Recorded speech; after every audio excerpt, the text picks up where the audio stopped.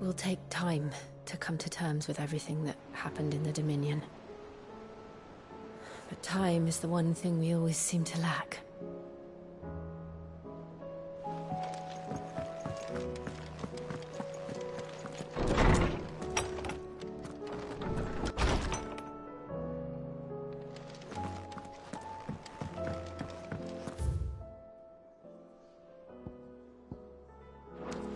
Did you see the pair that got hauled into Tyre?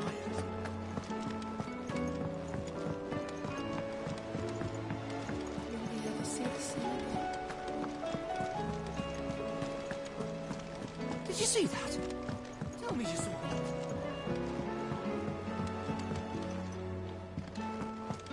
What do you make of them skies, then? Logan is what? Welcome to the Patron's Whisper. Is everything we've received and everything promised?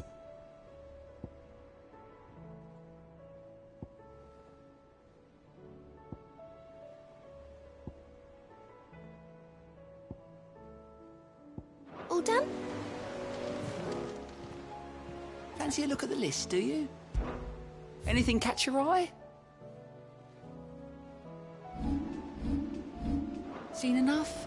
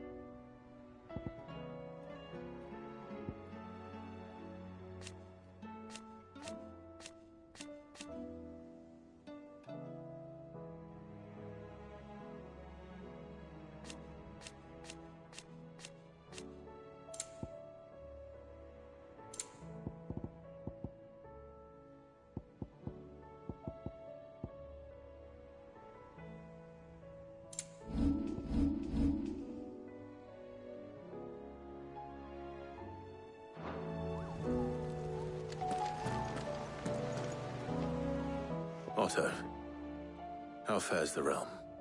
The realm? Oh, she's just fine. As long as you look past the fat storms out mother crystals and her skies are a roiling cesspit.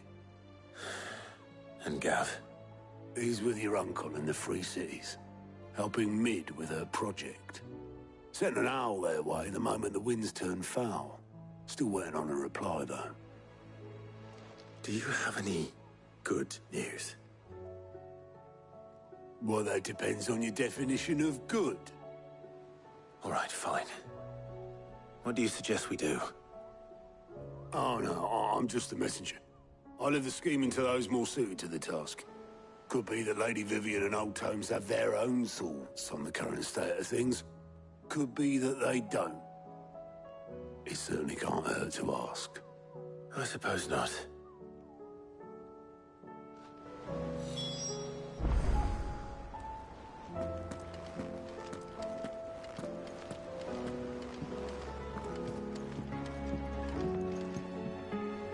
How is it that every one of your little excursions presages some inexplicable catastrophe? Not that you are to blame for the Dominion's fate. No one could have predicted the actions of the Crown Prince. I'm sorry I couldn't save your home. My countrymen are stronger than you think. A few toppled clock towers won't break their spirits. They'll be back on their feet in no time. I hope so. Look at us. Bluer than a pair of bog crabs. Tempting though it may be, sulking will not help us find a solution to this mess. You believe there's one to be found? I don't know. But I am certain we're more likely to find it if we first examine the facts.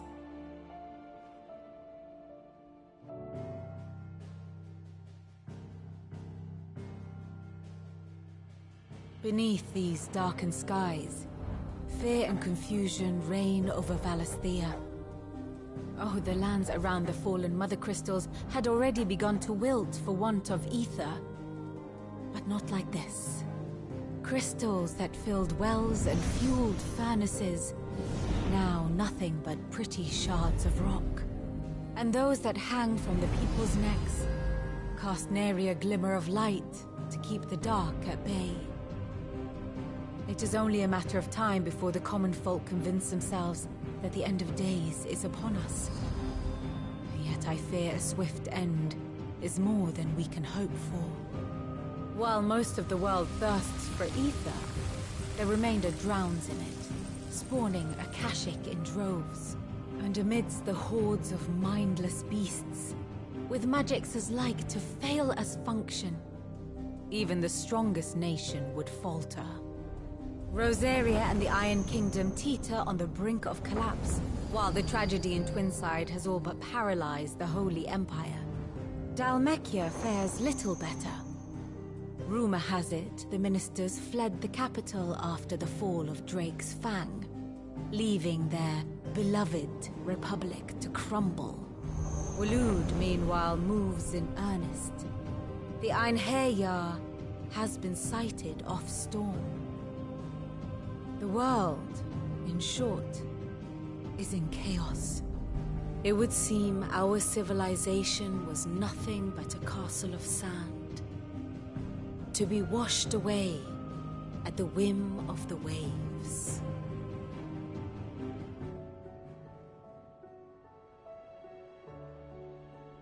A castle of sand.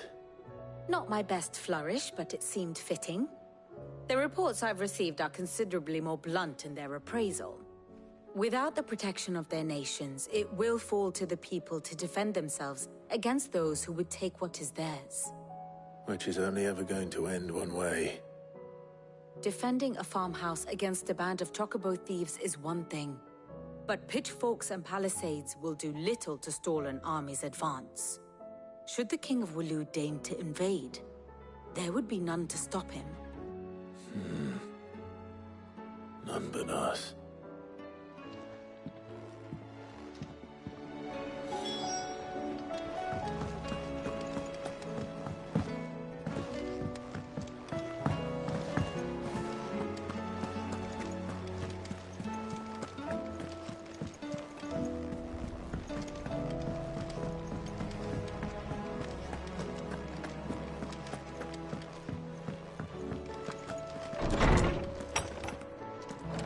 Is a storm coming, Sid?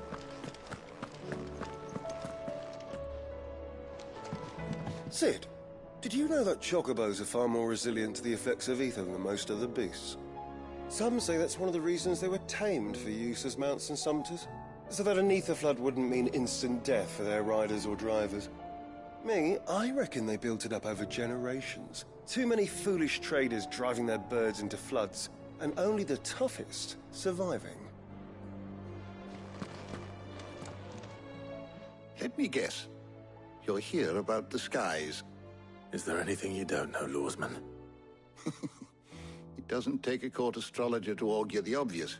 As for what has disturbed the heavens, that, I believe, is a question the Fallen might be better placed to answer than I.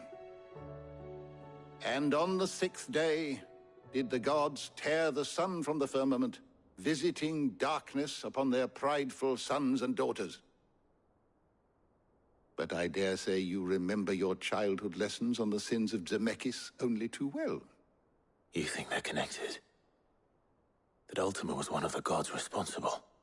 Well, he has certainly exhibited powers that we mortals would associate with the divine. There is nothing divine about him.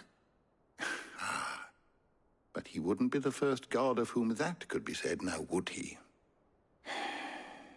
Yet for all the fairy tales that tell of the sins, there is almost nothing in the way of actual historical accounts. Had I the Journal of Moss the Chronicler, I may have been able to tell you more, but alas, I fear all remaining copies have been lost to time. You will forgive me, I hope? Certainly not. Because there is nothing to forgive.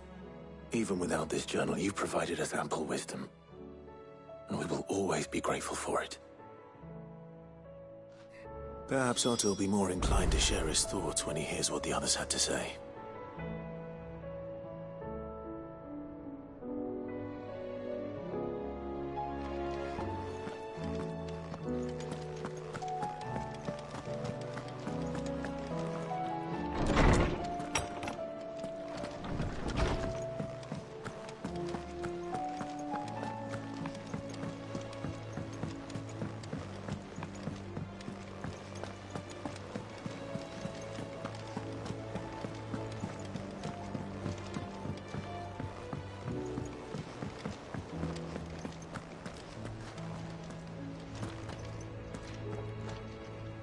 Clive, we have a problem. Only one. That would be a first. It would. Actually, there are three. We had as many owls arrive while you were at the shelves. Martha's got a Akashic at her gates, and talk of monsters roaming the hills outside of Northreach has put the wind up Isabel and her lot. And don't forget Dalimil. Lubor says the village was raided by bandits. When it rains... It fucking pours. The curse breakers are spread thin, taking stock of the damage in the Dominion. And even if I could get word to all of them, I doubt they'd get here in time to make any real difference. Which means... there's only two people who can. Jill and I. Let them know we're on our way.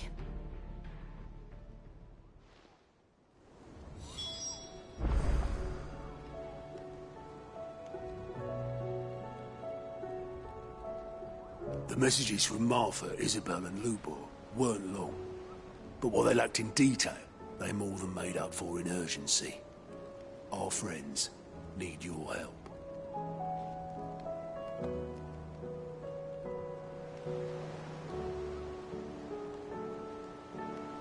I'm ready when you are, Clive.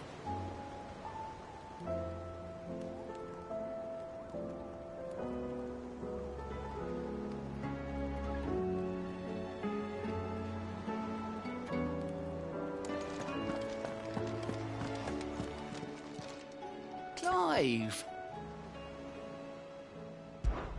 Anything catch your eye?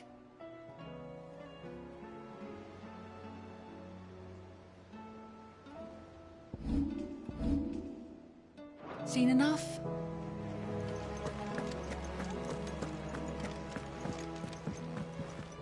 Back again? How may I help you today? Very good.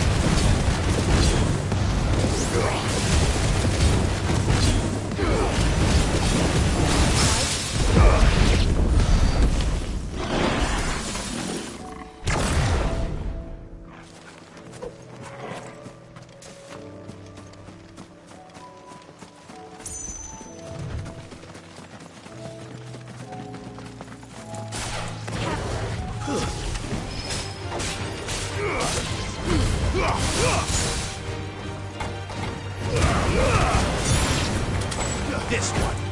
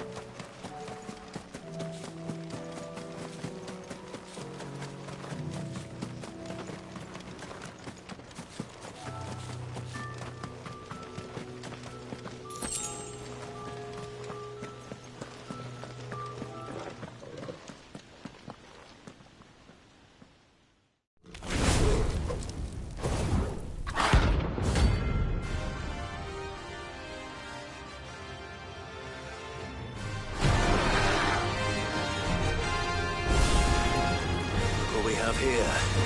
Greetings, Your Majesty.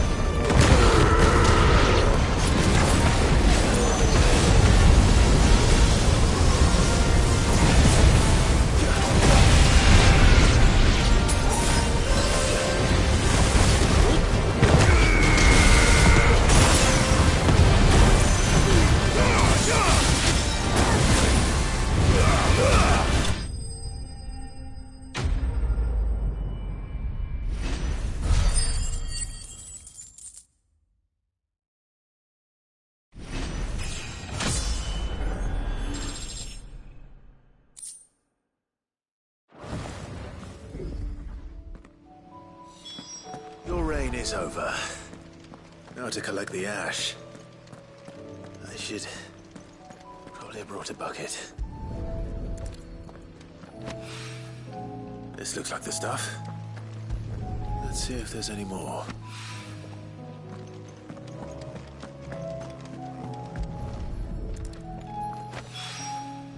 That should do it. If Hawaii needs more than this, he can fetch it himself.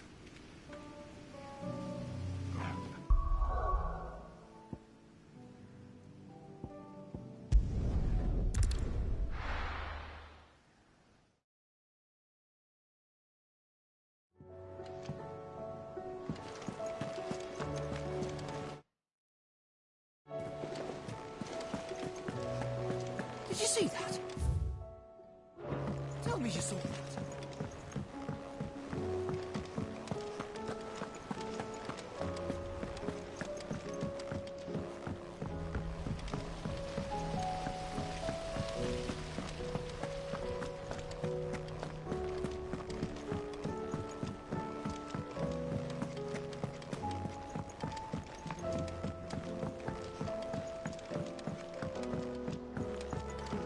All this fuss over a few dog. All right there, Sid? How's that hunt for the bomb ash going? I have it here.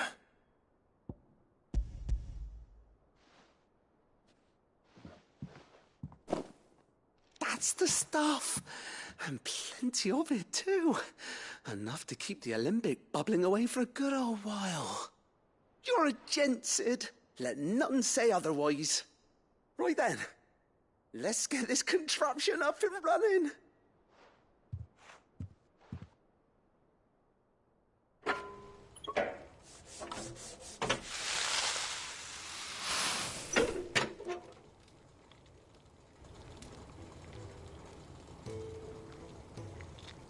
There we have it. The Telemon Alembic. And it works just like the chief said it would. Very impressive. Says the man who cut down a burning boulder. Speaking of which, I still haven't returned the favor. There's no need. The good it will do for the hideaway is reward enough. Don't be silly. Why don't you let me take a look at that bag of yours? The one you keep your potions in. Reckon I could work some magic on that. What kind of magic? Well, we happen to have isolated a substance in our test run of the Alembic that I reckon will make even the toughest leather supple as anything. Thought we might use it to breathe new life into old boots and the like. Save the hideaway a few gil. But I reckon if we slap a bit on your bag, it'll loosen it up enough for you to squeeze in a bottle or two more. Well, it can't hurt to try, I suppose. That's the spirit. Leave it with me. I'll only be a mo.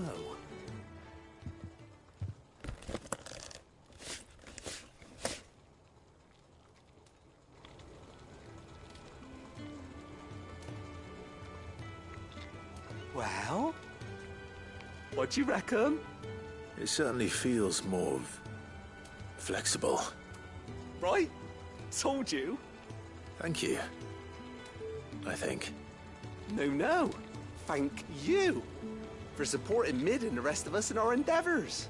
Without you, we'd never have been able to discover wonders like that stuff I rubbed on your bag. And I'm telling you, there's plenty more where that came from.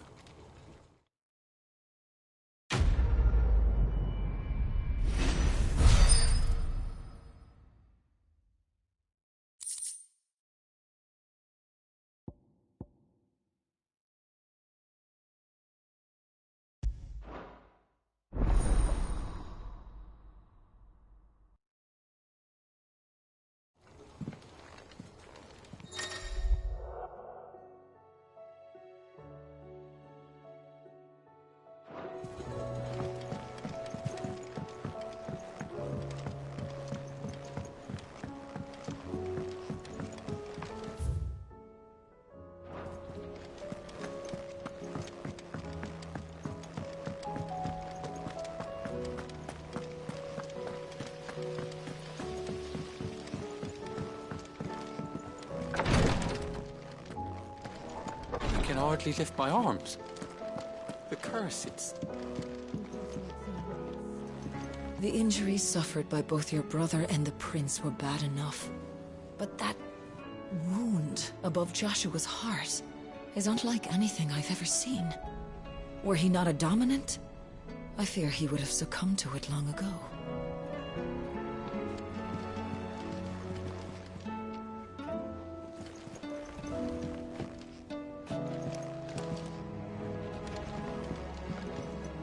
The injuries suffered by both your brother and the prince were bad enough. But that wound above Joshua's heart is unlike anything I've ever seen.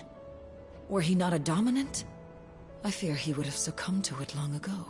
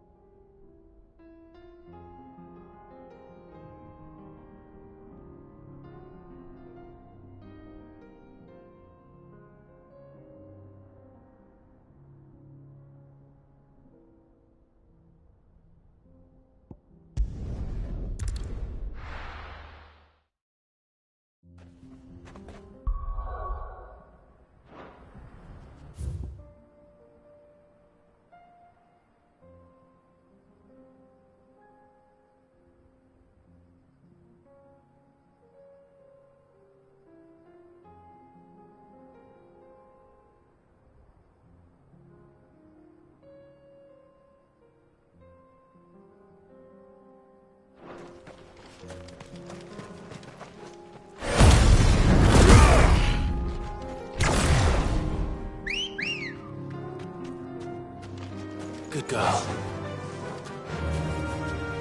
Run like the wind.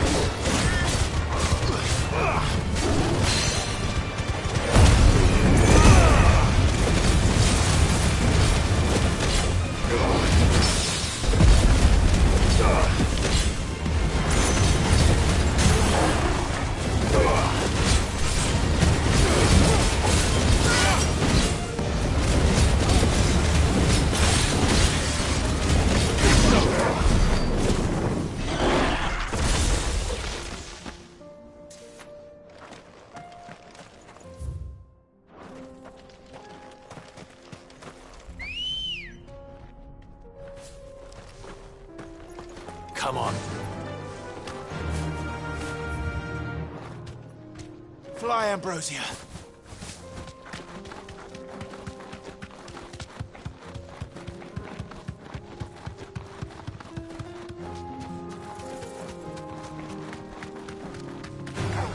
All right.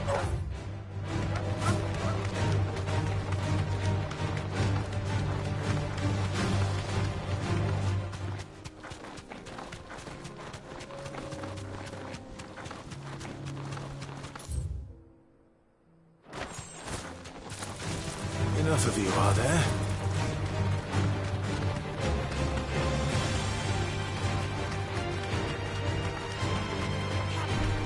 No holding back.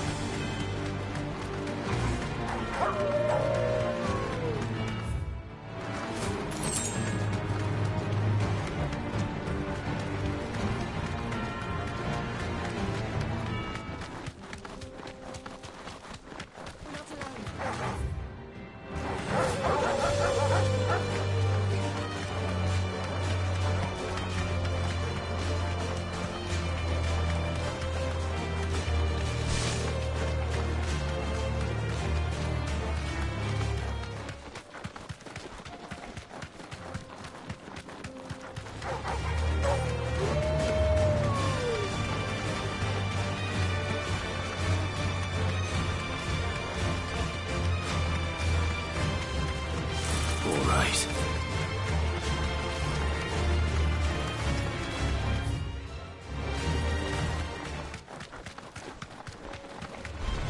This won't be easy.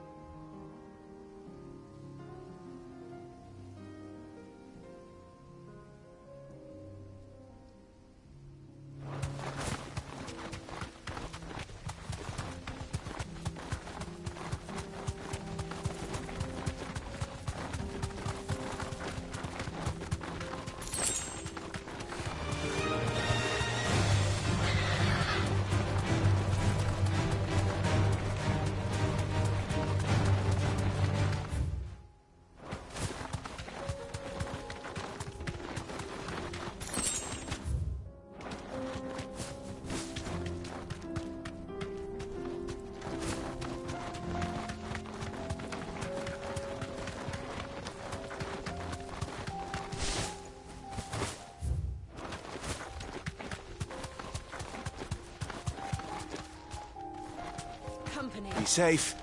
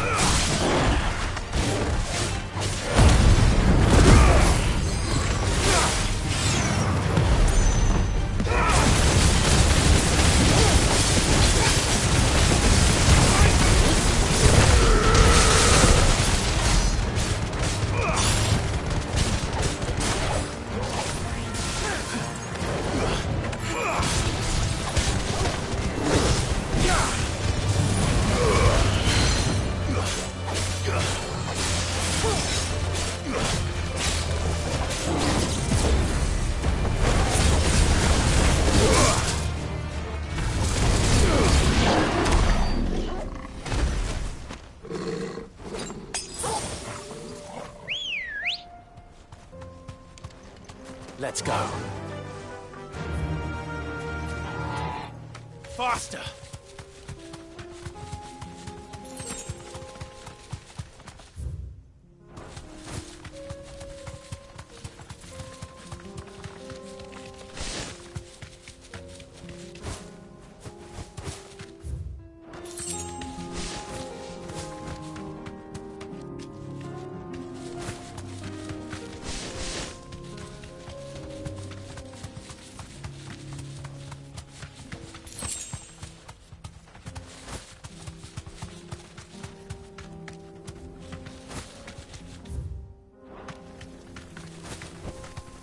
Straight home now.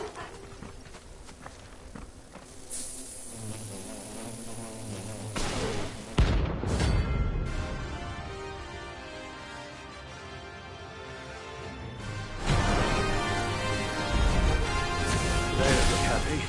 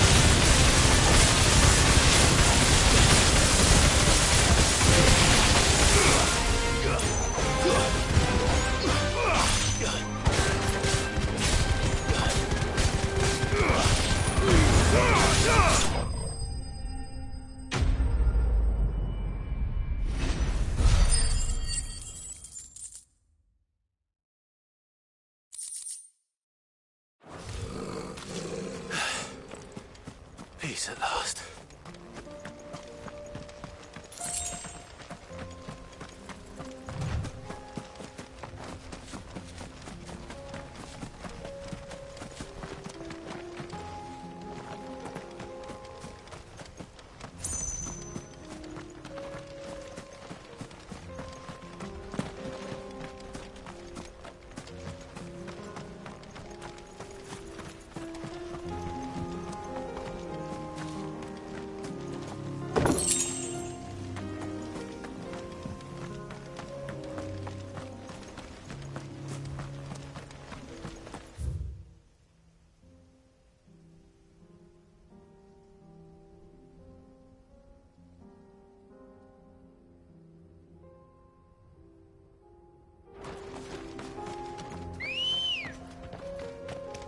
Come on. Run like the wind.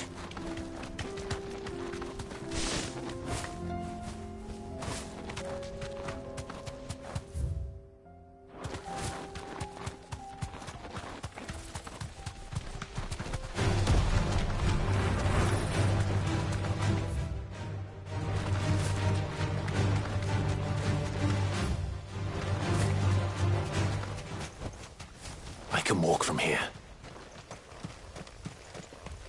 We're not alone.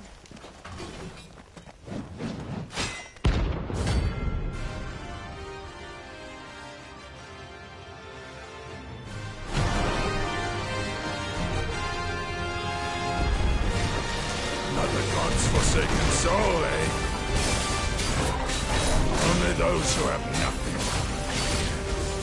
Go empty your pockets. Berserker fat! Victory!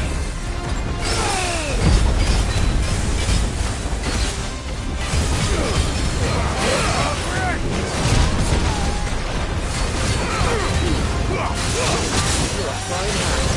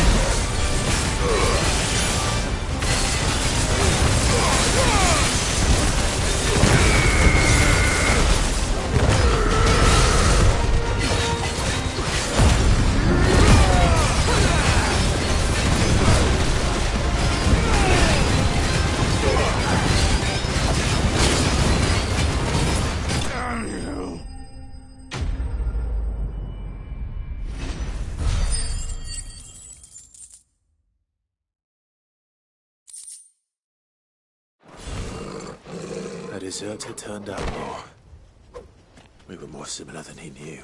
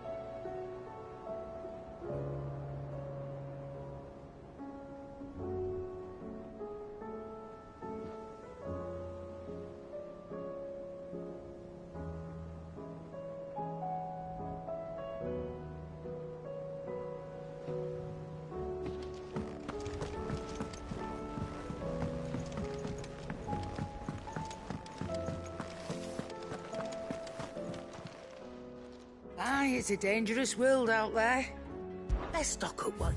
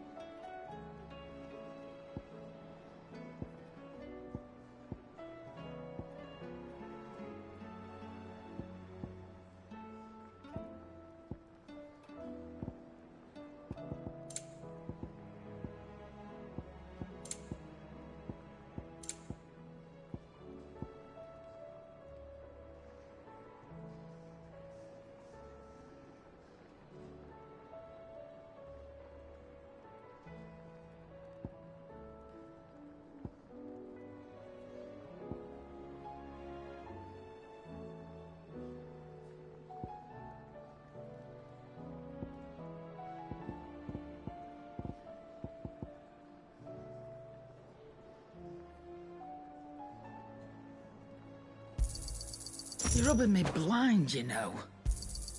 It'd better all be here. You're rubbing me blind, you know.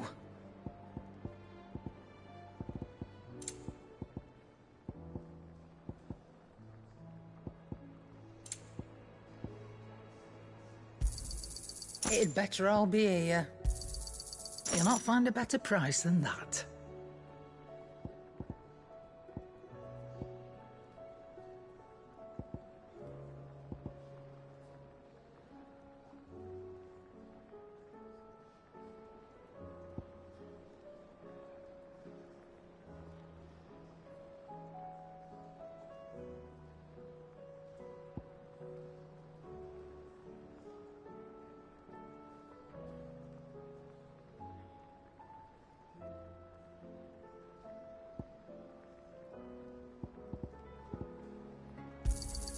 It'd better all be here. You'll not find a better price than that. Come again. Or don't. I'm not much bothered either way. What do you want?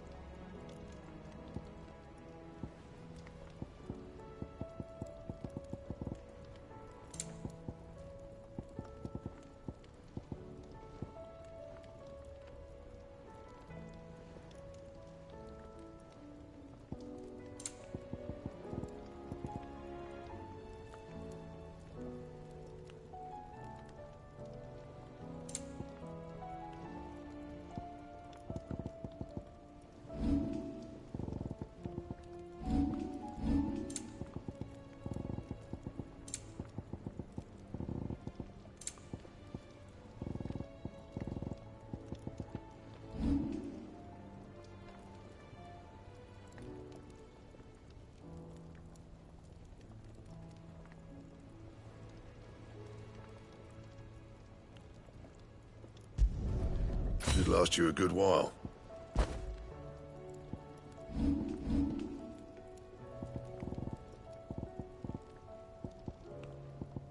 And?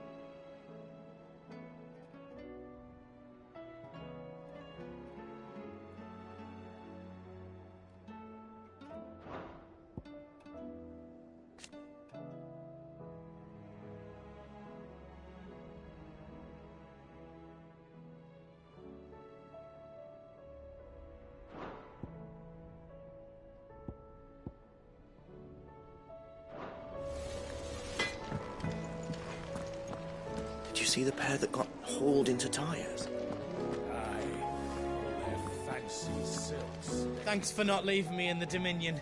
If you hadn't come back, I might still be stuck there. I told Nan we flew back on the Phoenix, but she walloped me for telling fibs. Can you tell her it was the truth, Clive?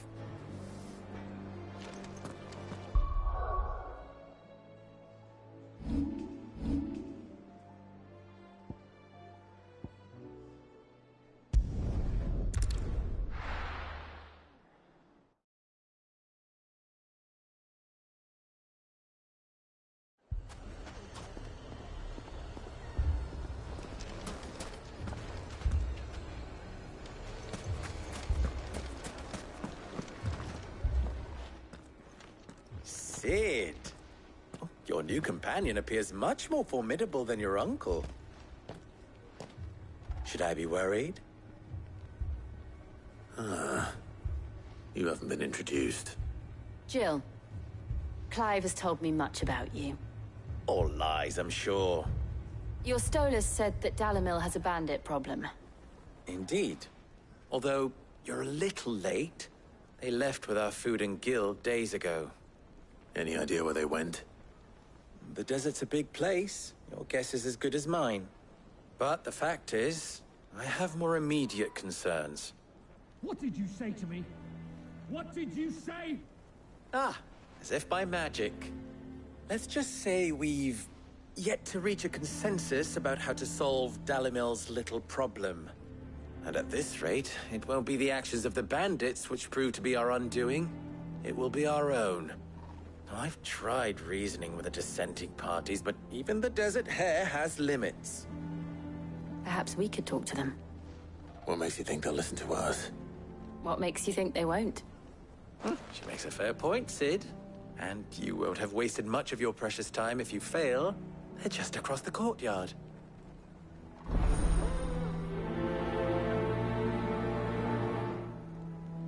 Suppose we just follow the shouting.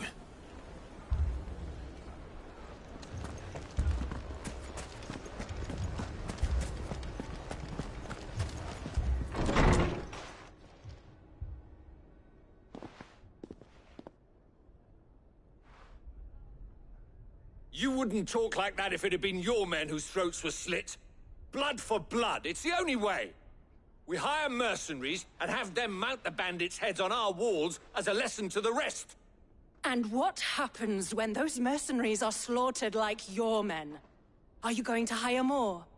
We're better off using that coin to buy food and supplies. If we hire mercenaries, the only thing we're buying is the bandits' ire.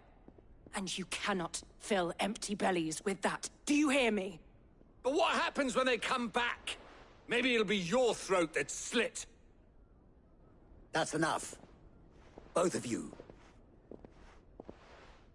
Any more of this and I'll throw you out myself. Come back when you're ready to talk like adults.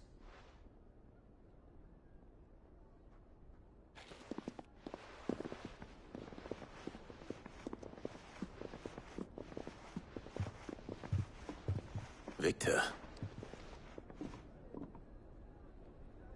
What's he doing here? Sid. And Lady Jill. What brings you here? I was about to ask you the same thing. Costness is in chaos, and the markets have all but ceased to operate.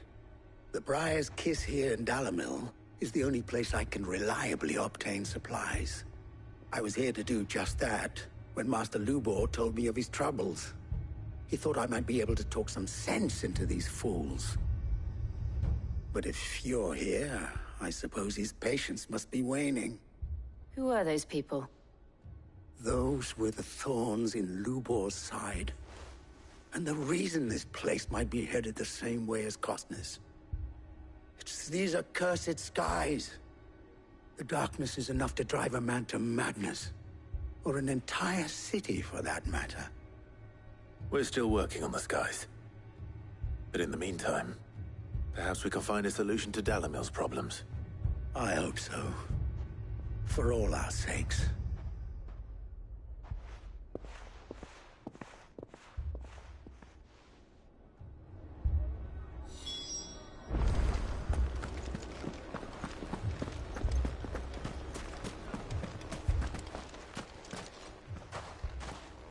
So, you see my predicament? What I saw was a room full of people who were angry and afraid. And with good reason by the sound of it. But if left to smolder, that anger and fear could set the entire town alight. My thoughts exactly. What to do? Both sides wish to protect their homes and livelihoods, if only they could agree on how. But as long as they are divided, we are vulnerable. And if there's one thing bandits like, it's an easy target. What would Sid the Outlaw suggest? Well, if it were my namesake, he'd let them choose for themselves, and be on hand to pick up the pieces when it all went wrong. That sounds like a recipe for disaster. A recipe for disaster is precisely what it is. But perhaps that realization would be enough to make them question the ingredients.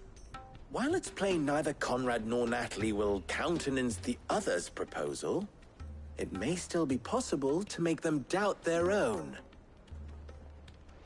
Before presenting them with a third option. And that would be? To pool our resources and save the city ourselves. Why fight each other? When all that fear and anger can be directed at the bandits. It appears we have a plan of action. Victor, pay Conrad a visit. See if you can't convince him of his folly. I'll speak with Natalie. As you wish.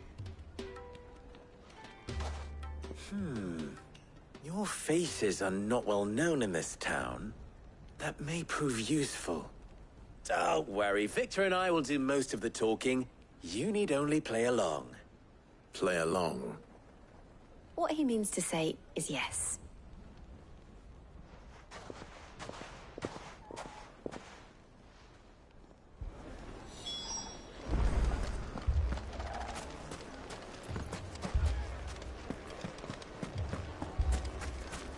Picture it, Conrad. Your own city guard.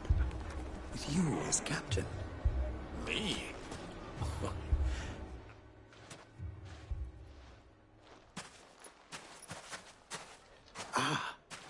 Here she is. The Lady of the Spear herself. Conrad, may I introduce you to Jane, commander of the Red Wings, the oldest mercenary guild in the Free Cities. A pleasure, my lady. The pleasure is all mine. As I told you, I summoned the commander here from Canver to inquire about a contract. Victor says you told him no. That there aren't any men left to hire. Is that true? True as the crystals cracked. Nobles came and claimed every last one worth his salt. And not just from us Red Wings. You know of the 7 high houses. There must be 2 swords assigned each one. Granted, we have a few boys left. If it's boys you're looking for. Well, Conrad, are you saying that Dalamil's finest cannot defend this town better than a gaggle of unblooded striplings? That a band of beardless youths could better avenge the deaths of your brave men than you yourselves? Absolutely not. We'll show those bastards who they're dealing with.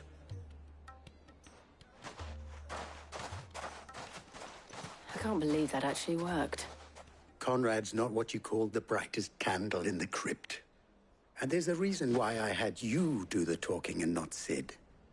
Well played, my lady.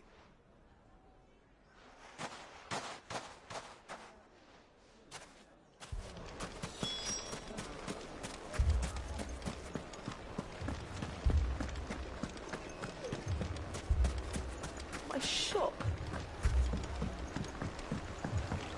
If I had my pickaxe, I would...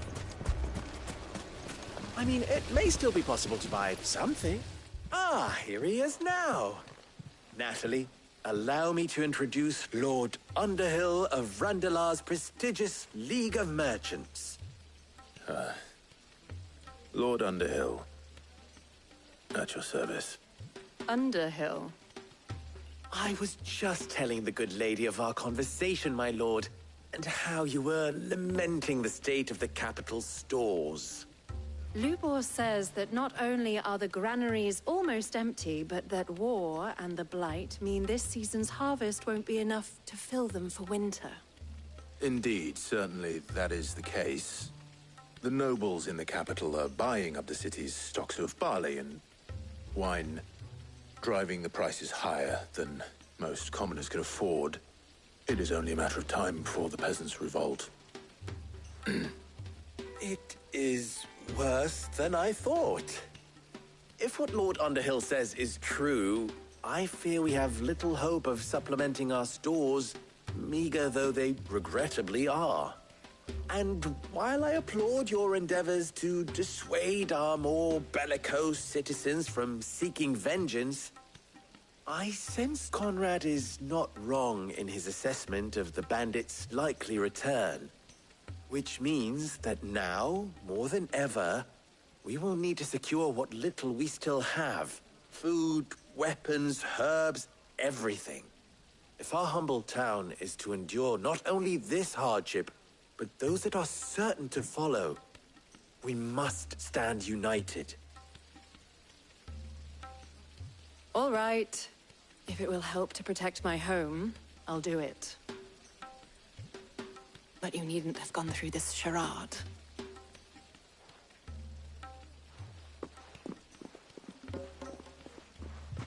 Thank you, Clive. Your performance was nothing if not workmanlike. She saw right through it. I didn't say it was good, merely that it produced the desired effect. Now, my scouts should be returning shortly. Meet me back at the Briar's Kiss, and we shall see what we face.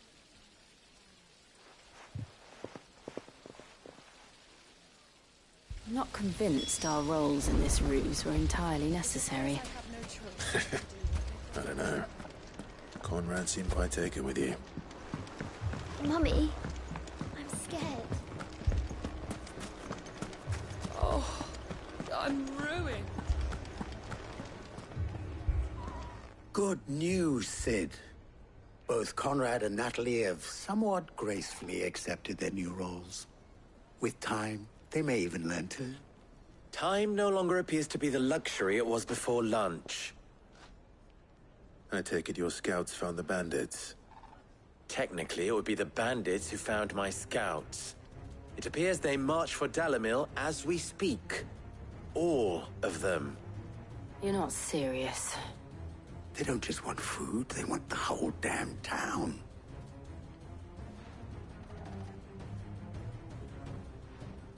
I have a favor to ask.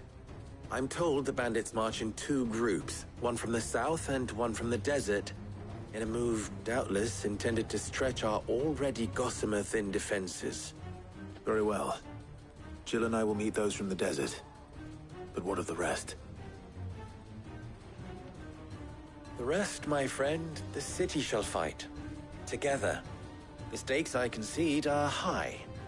But if this does not unite Dalimil, nothing will. That is a lot of faith to put into those who had their hands around each other's throats but a moment ago.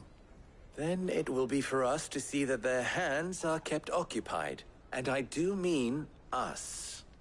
I thought you might say that. We'll hold them off for as long as we can. And we will do the same.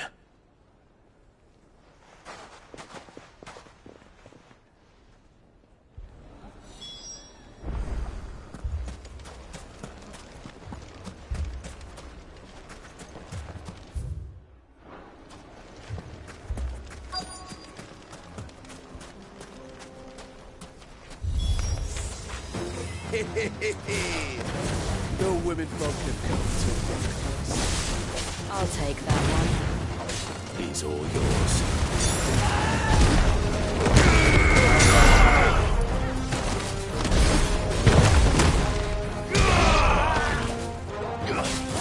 Stay down.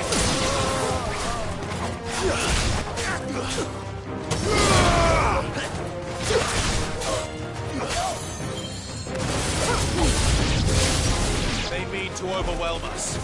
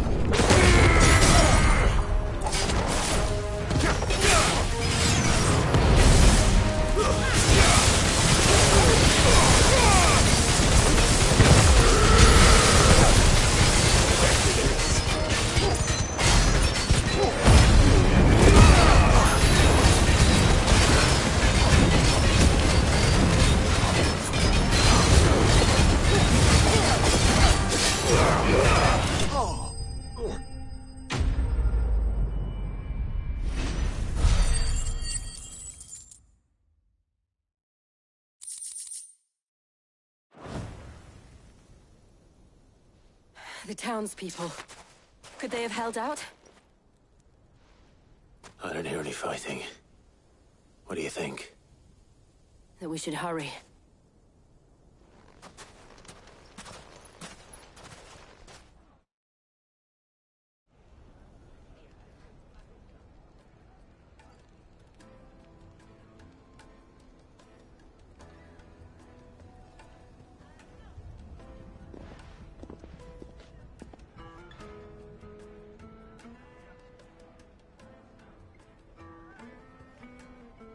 Natalie, I owe you an apology. You did well out there.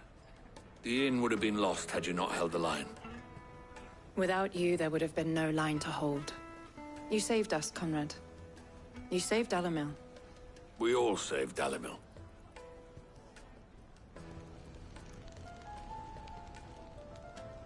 Conrad seems to have had a change of heart. I'd say they both have.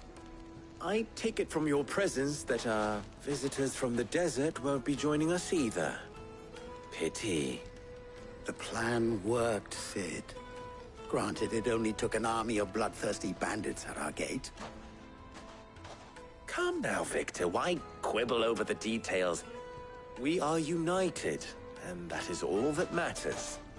As for you, Sid, you fight considerably better than you act. I'll take that as a compliment.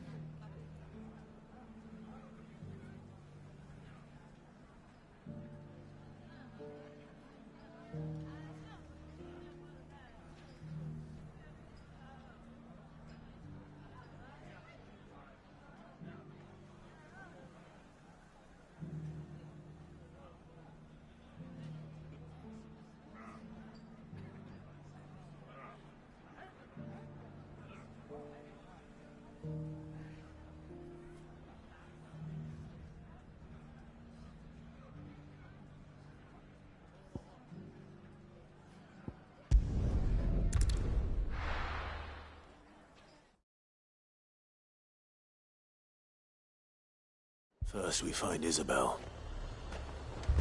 Heard a bloke saying he saw ghosts on the farm. I saw it with my own eyes.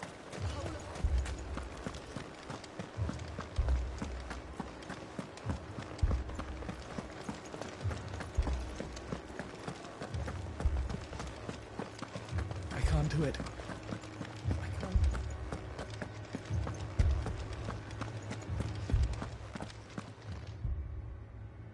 My lord. Milady. We received the dame's message.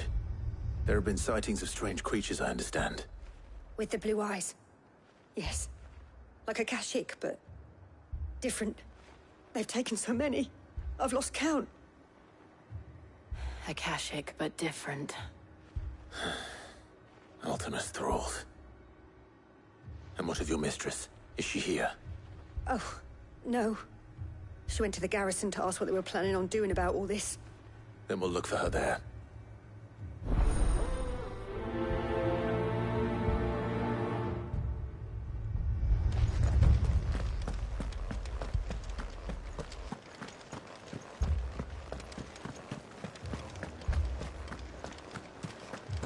We could leave. The two soldiers were carrying...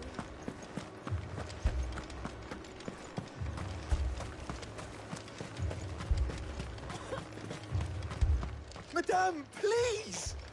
Half the garrison's been slaughtered by those things. We lost the captain this very morning. We've tried requesting reinforcements, but there's been no word from the capital or the Dominion in days! What more would you have us do? I would have you do your duty. Those at the Vale look to me for protection. And protect them I shall. Because they are my charges, and that is my duty. In case you have forgotten, the people of this town are your charges. But more than that, they are your people. Your sisters, your brothers, your lovers. So you have a choice. Lay down your sword and watch as they are slaughtered, or take it up and do what is right. She speaks the truth, you know. This here, it's all we have. It's all that's left. What we have left is our lives! Do you really want us to lose them as well? Not if we don't have to. Look, there's a cask under the captain's bunk. Let's talk about this over a drink, eh? I'm listening. I'll have a word with him.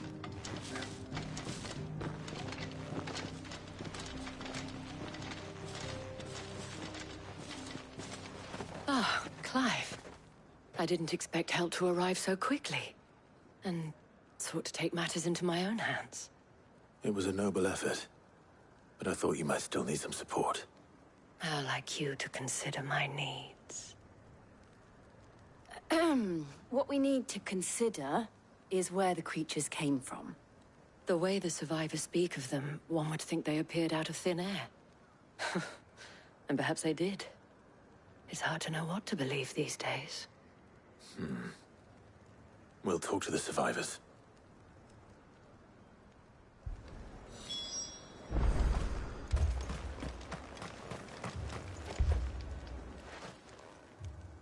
You're a pikeman, yes? What happened? I've got family in Moor. I heard the flood was spreading, so I went to see if they were all right. And a pack of them glowing things found me in the meadow.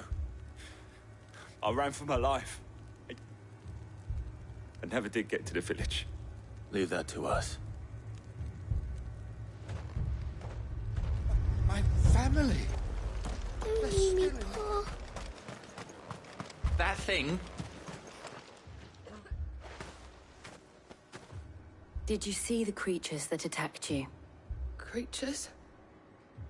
Yeah, They came out of nowhere. They went for Joseph first, then me, and then they were just gone. Do you remember where you were? On the road from Oriflamme. We just passed Moor when... Where's my Joseph? It's all right. Just rest now. At least we have an idea of where the thralls might be now. We should head for more. That's assume you have a plan?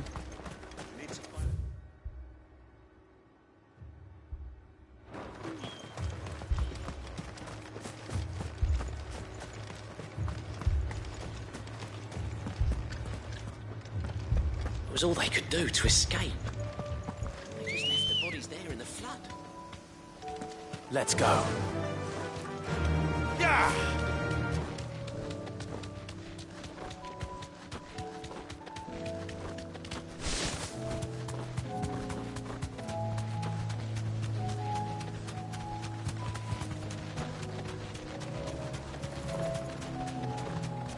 We're not alone. Thanks, girl.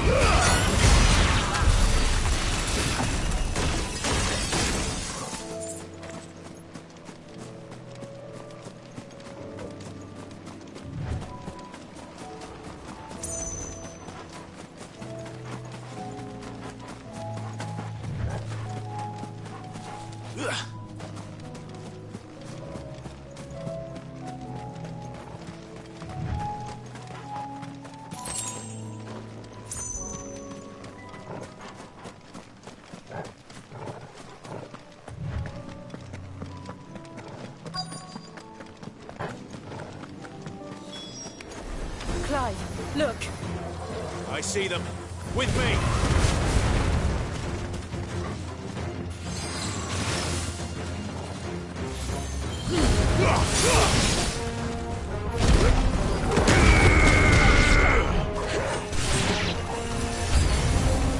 Should I prime? Save your strength.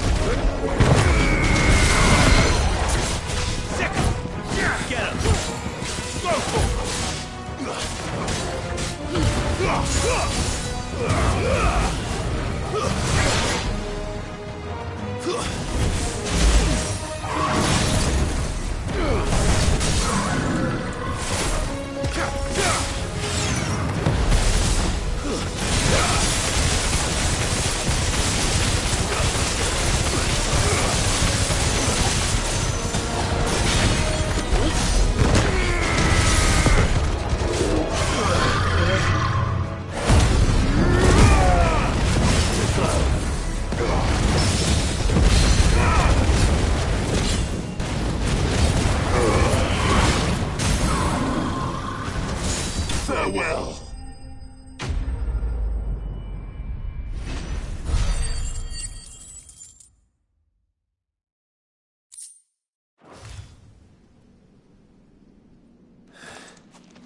Do you think there are more?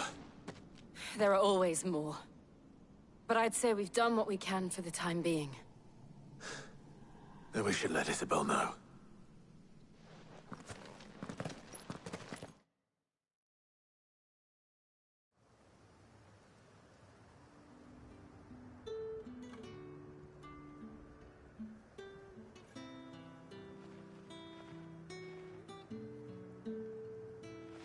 You have the town's thanks. Don't thank us yet. There will be more. Many more. And you'll need to be ready for them. Oh, we shall. Isn't that right, Captain? Yes, milady. The garrison will be ready. Philippe here has convinced most of the men to remain at their posts. For now, at least. Hearing that the Dane would look kindly on any man who committed himself to the task certainly didn't hurt. It's not the most selfless of motives, I'll admit. But whatever it takes, eh? Now me, I never needed convincing. I became a soldier to protect the people I love. And the people I love include the ones standing before me. Handsome and chivalrous. Now, if you don't mind, I have sentries to post. Milady.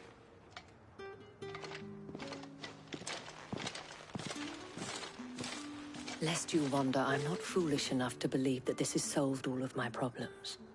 But it has solved one, and that's one fewer than I had this morning. Thank you again, Clive.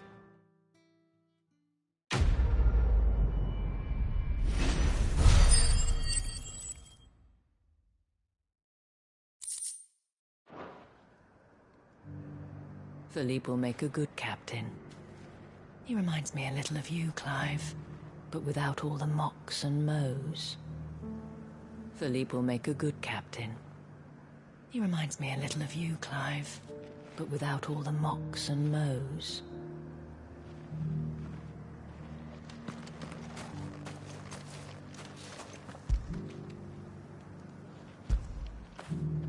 You all right, boy?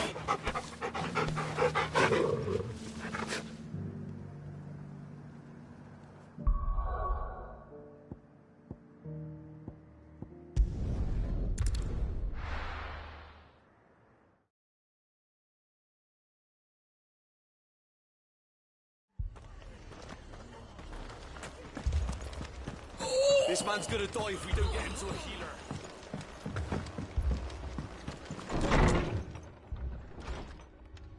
Martha.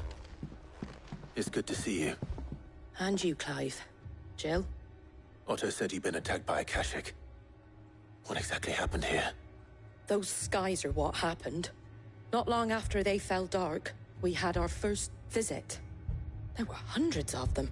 Tried to storm the hill. Only a handful made it up here, but that was more than enough. The rest are still down there now. And while we have a few willing fighters holding them back, they're sorely outnumbered. What do you think, Clive? That we join the fight. I thought you'd never offer. Now, where I need you is the Fallen Gate. That's where the fighting is fiercest. Let the men know you come to help. Something tells me they'll be pleased to see you. We're on our way.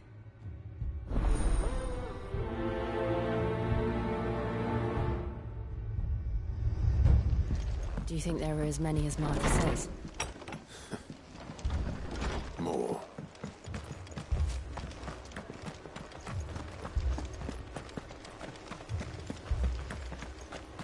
You don't think they've abandoned us, do you? This is no time to ride.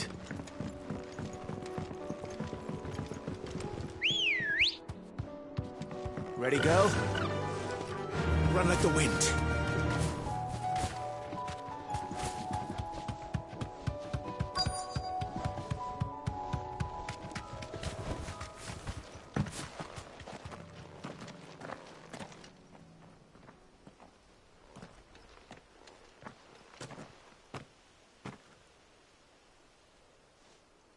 Clive, wounded.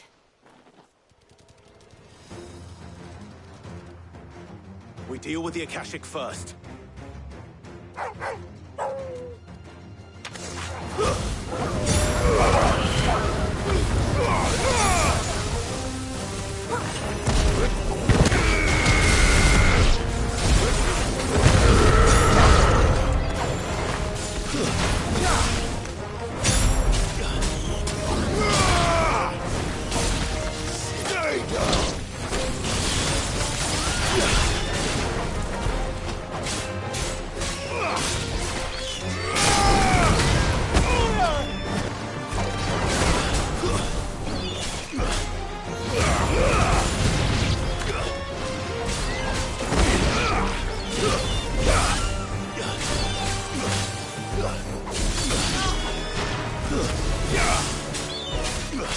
Don't stop!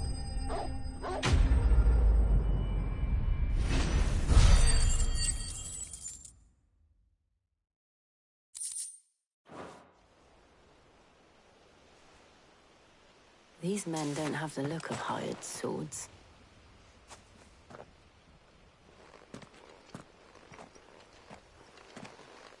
If you've come to rob this place, You are mistaken, my Lord Rosfield. We're here by Madame Martha's leave. how do you know my name? Forgive me, my lord. There wasn't time for introductions. We're with the Guardians of the Flame. Wade's men? But how did you come to be here? Where is your commander? Sir Wade left earlier with a scouting party to find out where the Akashic were coming from. Did he? Take your wounded back to the inn. Martha will see you're looked after. We'll join you anon.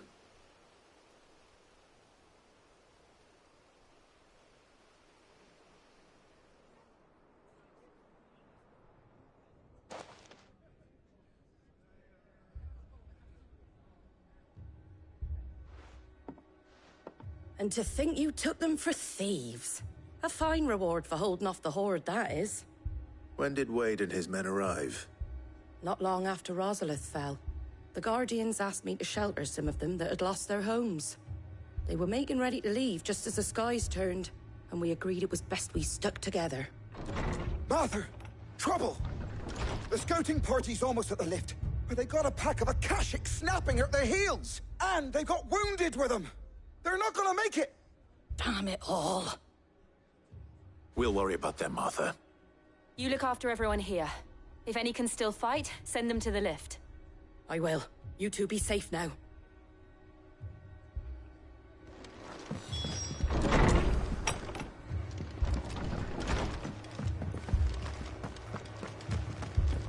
My brothers. My dogs.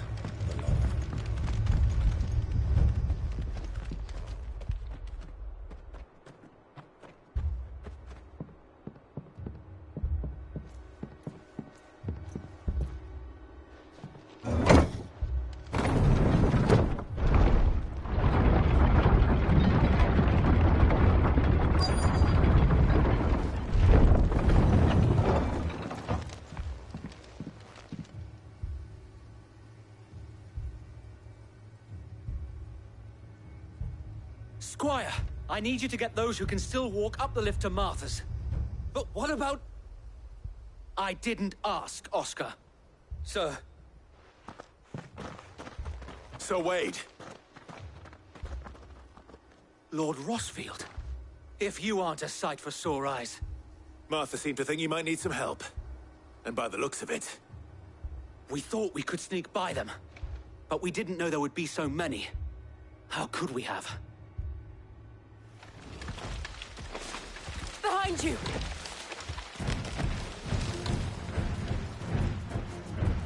Damn it!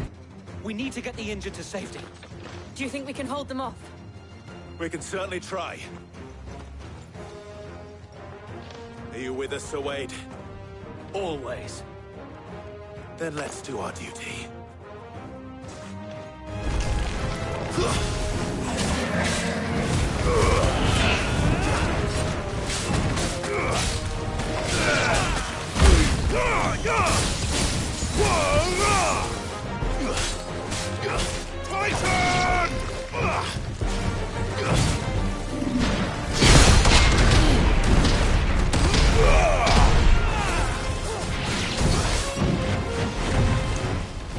Too slow.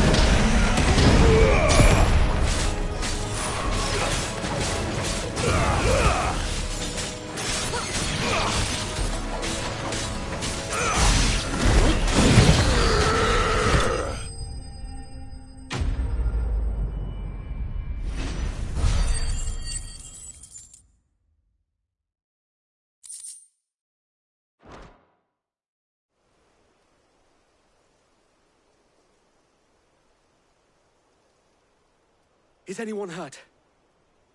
I don't think so. And yet again, you've pulled me from the flames. It's just a pity I keep walking into them. You've never been one to shy away from danger, Sir Wade. Like any shield worthy of the name. I see you're all in one piece. Martha! Is something wrong? The lookout saw smoke coming from down Eastpool way. Too thick to be a hearth. A second horde. Feel like finishing the job? Always. Jill and I will make for Eastpool. You'll need to move the injured without us. Don't you worry about them. The moment my men are safe, I'll follow. Good luck.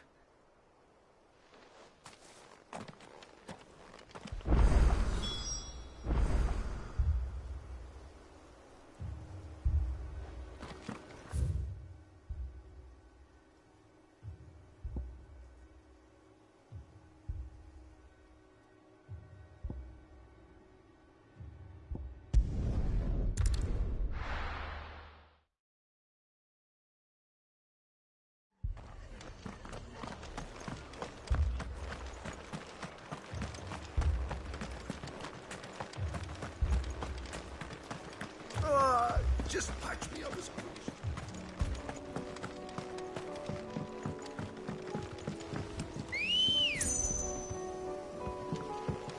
Ready, go?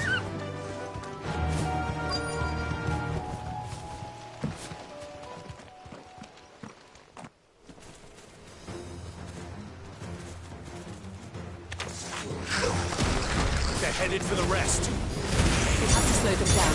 Martha and the others won't be ready.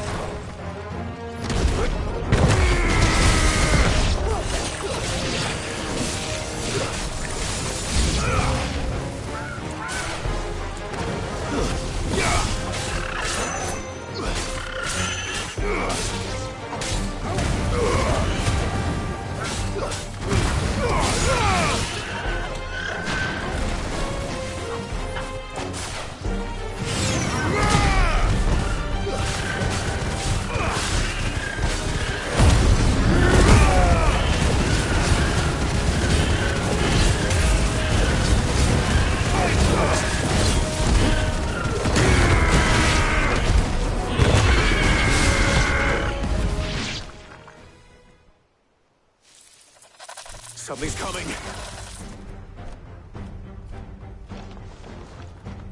Apologies, my lord. Did I miss anything? Only the first round, so wait. Shall we?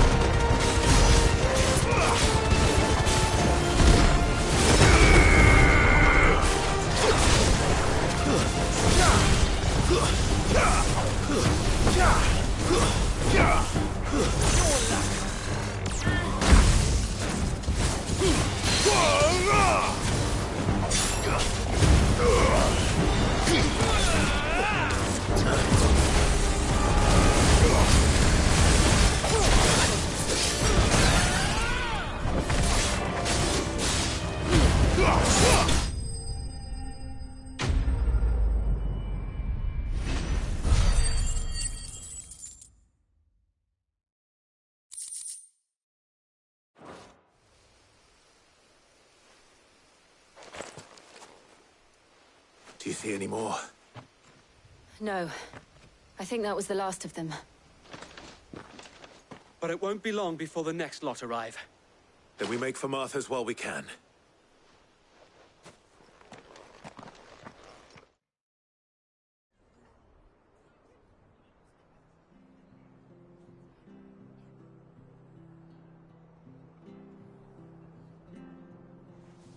What did you find out there? The same as Sir Wade. Scores of Akashic. Well, wherever they came from, they're gone now. Our lookouts say the lowlands are clear. Hopefully we'll have enough time to lick our wounds. How many of your men were injured? A damn sight less than if you hadn't turned up. Thank you. It was a hard-fought victory. But as long as the skies remain dark, I fear the Akashic's numbers are only going to rise. It's not a matter of if the Horde will be back, but when. And whether that's sooner or later, we'll need to be ready. The inn here affords a good view of the land, and is easily defendable. I'd like to make this one of our outposts. What do you say, Martha? You'd have more men to guard the rest. Well, when you put it like that, of course they can stay.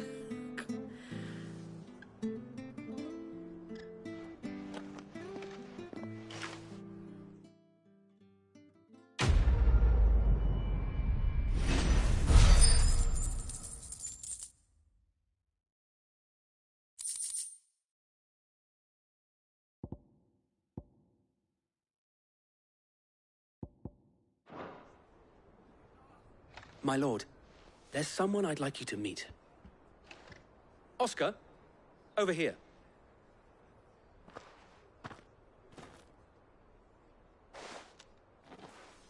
It is an honor to make your acquaintance, Lord Rossfield. I am Oscar. Oscar of House Murdoch. Murdoch? I wasn't aware the Lord Commander had children. Oh, he didn't. But his brother, my father, did. I am Sir Rodney's nephew. Well, go on, then. It's not for me to ask him. Yes, Sir Wade.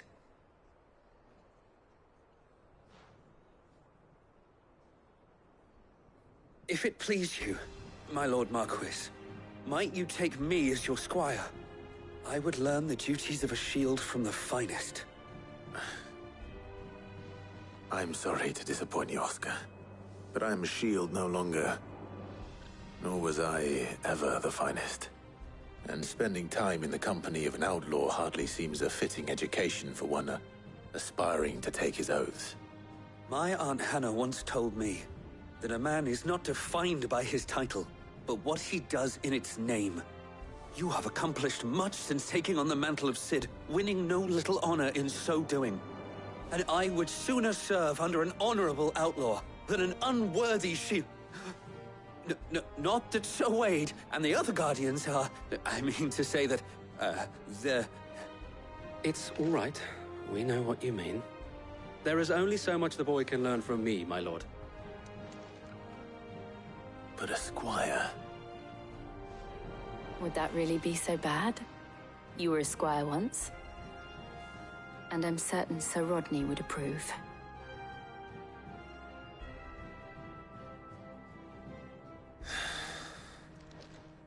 Know that I'll show you as much leniency as your uncle showed me.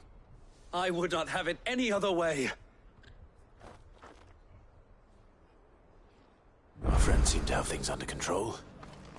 For now, at least. Let's go and put Otto's mind at rest.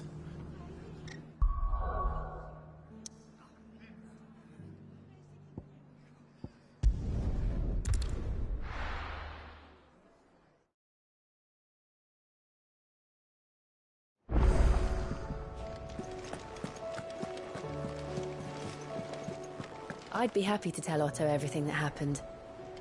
But I know he appreciates it when you spare him the time. I'd be happy to tell Otto everything that happened. But I know he appreciates it when you spare him the time.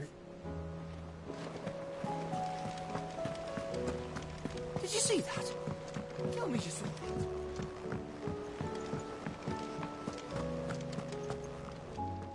Was wondering when you turn up. Had owls from all our friends thanking you for your timely intervention. How is it you always manage to arrive at just the right moment? Luck, I suppose. Any word on the rest of the realm? Let's see. Storm's still crying out for mother crystals. The nations are still in chaos. And the skies are still the color of a kick in the kidneys 2 days on. So... Right. Clive, we knew this was going to happen. Well, not the bleeding skies part, but you take my point. Now's not the time to second-guess yourself. Now's the time to visit the infirmary. Talia says your brother's awake. Thank you, Otto.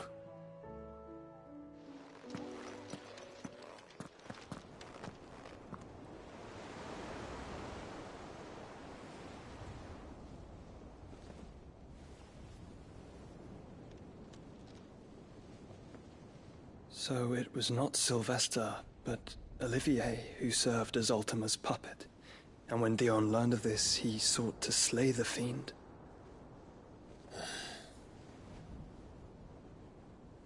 Only for his father to take the spear that would have freed him. Enough to drive a man to madness. Small wonder he hasn't stirred. I would be afraid to wake. Had I but reached out to him sooner, warned him of the threat Ultima posed. But now, both an empire and her prince lie broken. Joshua, what do you know of Ultima?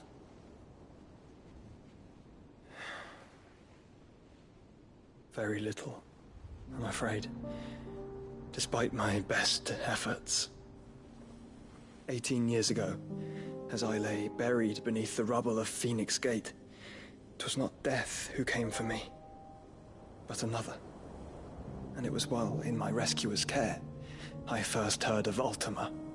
I've been chasing his shadow ever since. Ultima is driven by some deep, dark purpose, and for whatever reason, it would seem you are crucial to his designs. He will stop at nothing to have you, even if that means toppling an empire. But why me? What possible use could I be to such a creature? That is one of many answers that have eluded me. Yet, I am certain of this. It is not mere chance. You were chosen for a reason. All dominants carry within them the might of an icon. Nigh limitless power that is at once acutely limited. I wield fire, and only fire. And I only ice. 8 wardens for 8 elements. But you, Clive.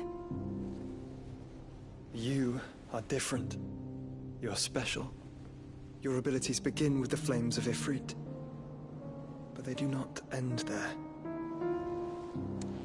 The fact Ifrit can even exist goes against everything we thought we knew of dominance. Perhaps Ultima has been waiting for one such as you, whose potential is truly limitless. I've encountered that thing several times now. If it or he, as you say, needs me, why hasn't he claimed me as he did the boy? Were I to hazard a guess, I'd say the two of you are somehow incompatible. His mind not properly attuned to your body. His mind? Mind, awareness, spirit, call it what you wish. But I believe Ultima to be an embodiment of the concept. Is why I struggle and fail to contain him here inside me. I'm sorry. Inside you? With every setting sun, I feel my strength wane. And though the Phoenix's flames mend the prison I have made for Ultima, they do so at a cost. We must find a means to bring an end to him before I meet my own. What were you thinking? It was that or let him take Clive. And I've always had a soft spot for my brother. But that doesn't mean you should sacrifice yourself to save me.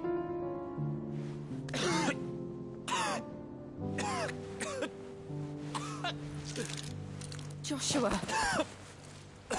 Clive, it's Gav. There's an army of Akashic at the gates of Canver.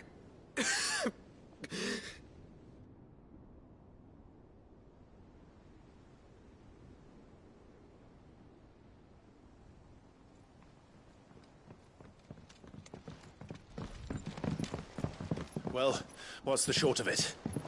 It's all Tyre told you. The capital of the Free Cities is under siege by an army of monstrosities. The city guard are doing their best to stem the tide, but numbers ain't on their side. What of Lord Byron and Mid? Were they able to escape? No, but they're all right for now. They're hiding with Gav at midship. We have to get them out of there. And we shall. Otto, prepare a Stolas.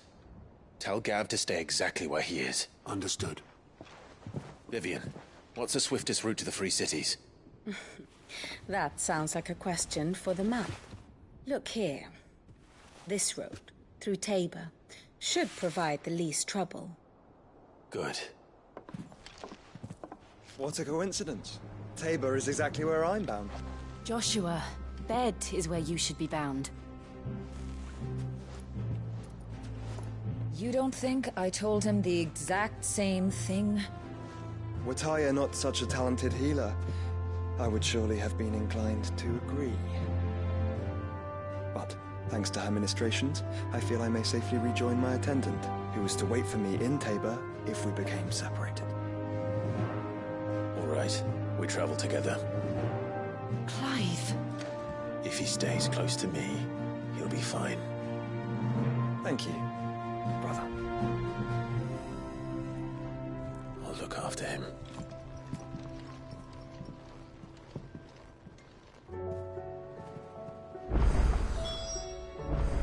My attendant was with me in the Dominion before I primed. She would have watched the battle unfold and witnessed its outcome. I trust you'll be waiting for me in Tabor, where I can finally introduce you. You know how I feel about this. But your brother's stubbornness knows no bounds. I'm starting to think it runs in the family.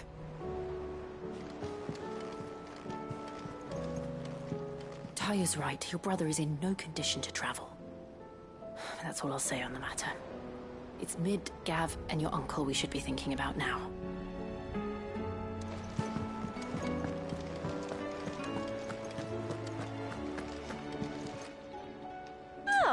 wasn't expecting you back so soon. Come to claim your just desserts?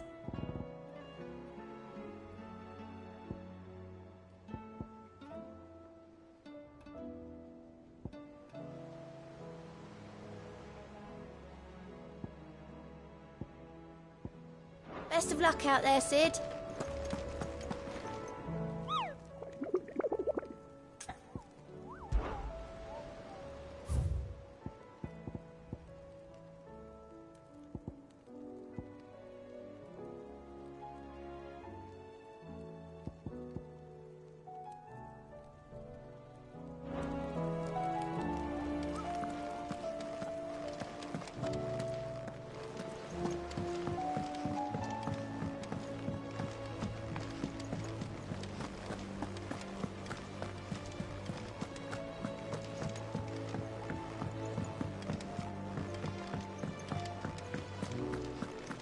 Seems the hideaway's lost its blasted book. appetite. Can you blame them? With the skies as they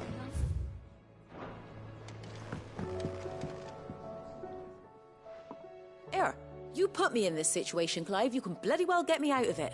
I need a hand with a recipe. Are you sure it's me you're looking for? I'm not much of a cook.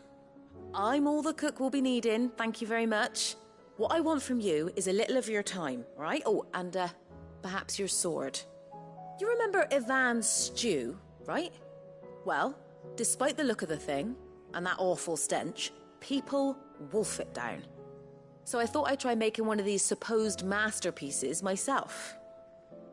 Had a peek at the book and gave it a go, but, well... It wasn't as straightforward as you'd hoped. Ivan had the same problem.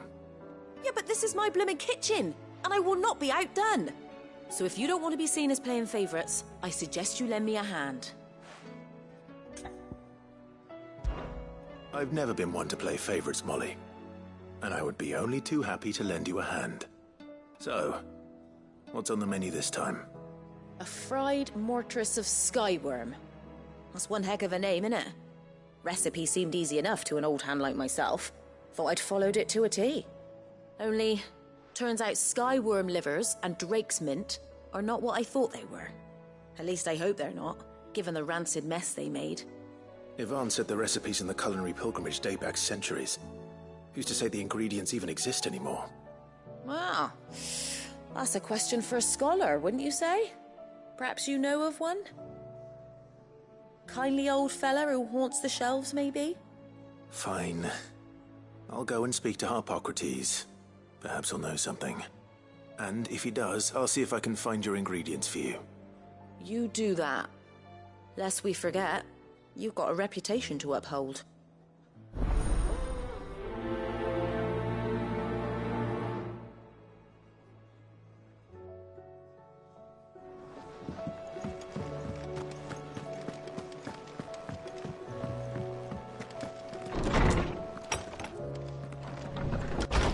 Is a storm coming, Sid? Will there be thunder? Sid, perhaps you can help me solve a mystery. I can certainly try. Who's gone missing this time? It's not who, but what. Mid's scales, the ones she made for her workshop. I borrowed them to teach the little ones about weight, and shortly after the lesson, well, they vanished. My first thought was that they'd taken them off somewhere to play, but when I asked, they swore they had nothing to do with their having disappeared. Which almost certainly means they had everything to do with it.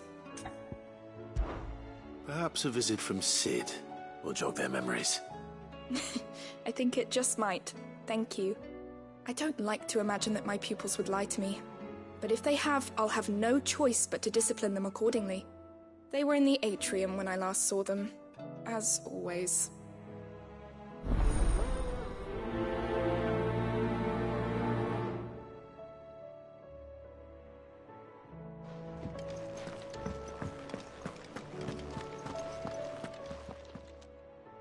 Lawsman Harpocrates. I've come to pick your brain if you don't mind. It's about the book you lent Ivan. Ah, Valicia, A Culinary Pilgrimage, a classic. One of my favorites, in fact. The young man did a wonderful job with the Chance's stew. I do hope we shall be able to sample more such marvels in due course. That's actually why I'm here. I don't suppose you know where I might find skyworm livers and drake's mint. Ah, so the fabled Sandbrequois delicacy is next on the menu. Delightful. The descriptions of fried mortress never fail to make my mouth water. Now, skyworm is a somewhat antiquated name for the wyvern, their ground livers being the paste from which the mortress is made. Dragon livers. How very Sandbrequois. One would have thought the disciples of Bahamut would have a touch more reverence for their icon's brethren, but apparently not. I believe the specific dragon the recipe demands is the blueback wyvern, said to be the very color of the sea beside which it resides. So we know where to look for our liver. But what about the drake's mint? Saint's bonnet in contemporary parlance, a herb which grows along the North Reach coast. I gather that one can locate the cheerful yellow flowers by their heady scent alone, so I'm sure you'll have no trouble finding them. I may add that people once believed game was best served with the flora that sustained it in life, in which regard fried mortress of skyworm is undoubtedly a typical dish of the time. Meaning that if I find one, I find the other. To Northreach, then. Best of luck, Clive. And do save me a bite once the dish is complete.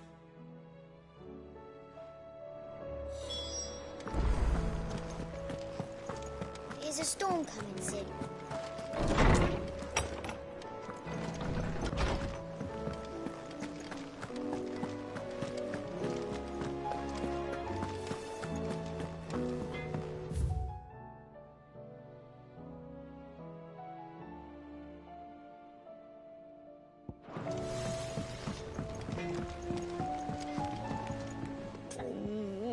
What am I gonna do?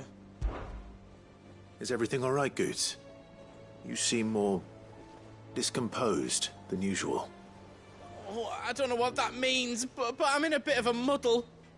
Oh, I think Nan might be in trouble, and she's... It's all right. You can tell me.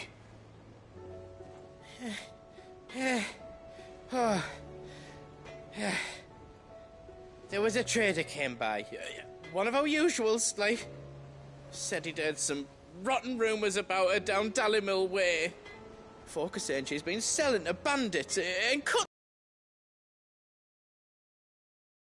her too high, but she'd never do business with baddies. Especially not the kind who go hurting people who haven't done out. I wanted to ask her about it myself, but I'm scared she'll give us a tongue lashing. She'd never give your tongue a lashing, though, would she? Don't worry. I'll speak to her. Oh, thanks, Clive. You'll let me know what she says, won't you? Of course. I'm sure it's all just a misunderstanding.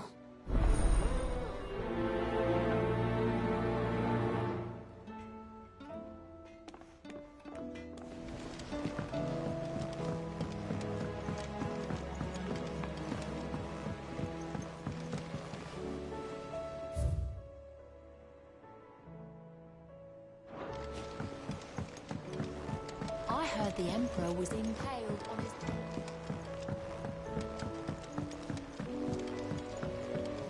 We're all gonna die! You hear me? What do you reckon we should do? I say we should just tell...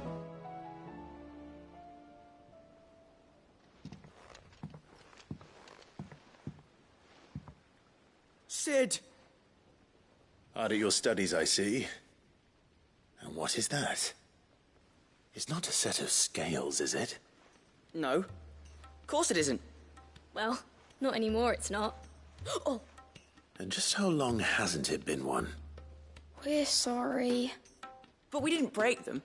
We dismembered them. Just like Miss Mididol showed us. Miss Mididol?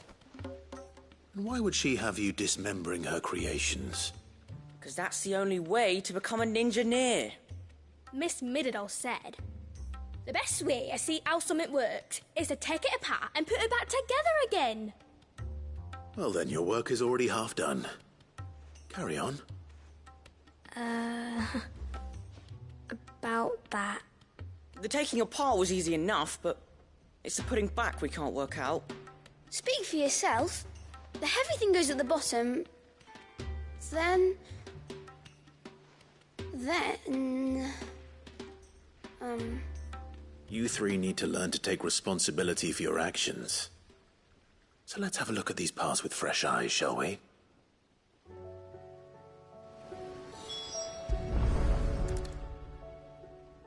All right. Everything here was once part of Miss Midadol's scales. Every piece has its own role to play, and each is just as important as the others. If even one of them is missing, the scales won't work. So let's think about what those roles might be. You already know one of the pieces. The body. Its role is to support everything else. But what of the others?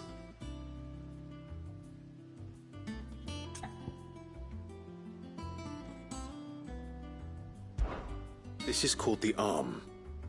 Why do you suppose that is? It doesn't look much like an arm. You're right. It looks more like a wing.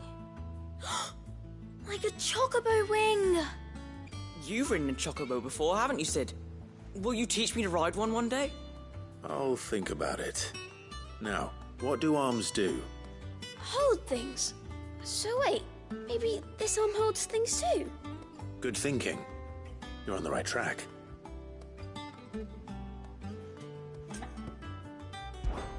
These round parts are called the pans. You all know what a pan is, don't you? I do. Molly uses them in the kitchens to fry bangers. But these aren't for frying bangers, you idiot. They're for weighing stuff. But what if I wanted to weigh goods? I don't think he'd fit on that little thing. Probably not. What are the chains for? Holding the pans up? Well spotted. Which means something must hold the chains up in turn.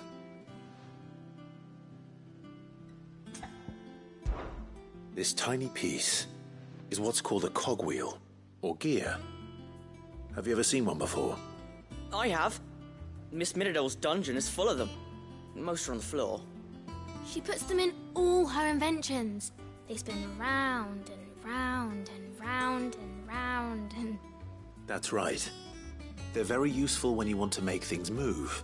Do you remember if there was anything on the scales that moved? I remember the arm moved when I tried weighing an apple.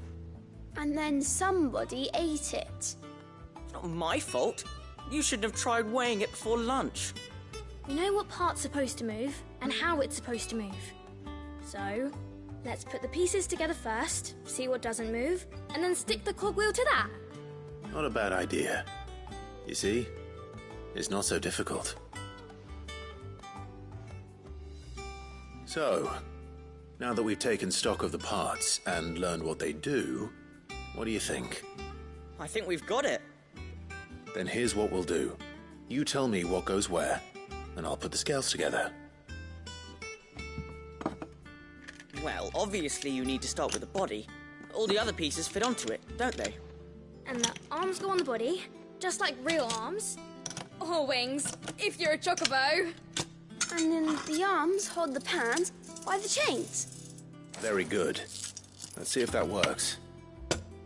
There. All finished.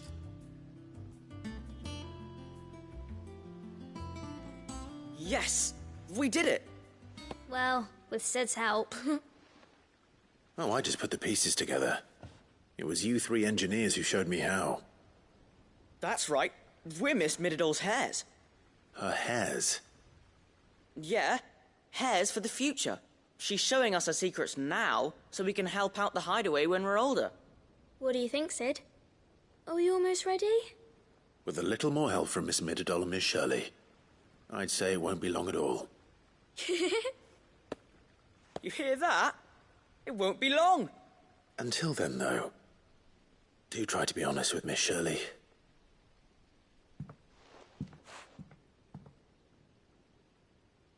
Hey, look! We never used the cogwheel. You don't think Sid forgot about it, do you?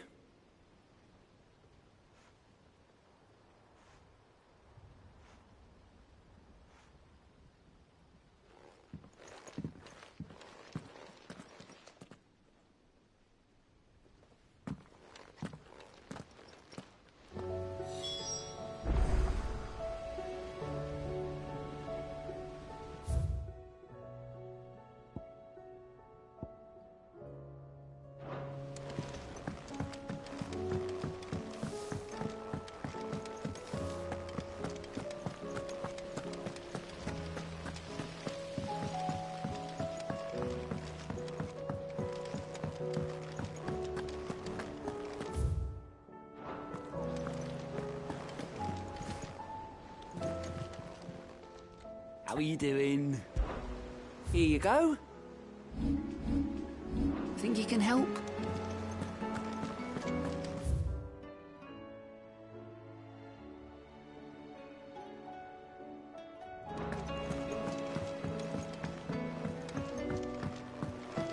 Did you see that?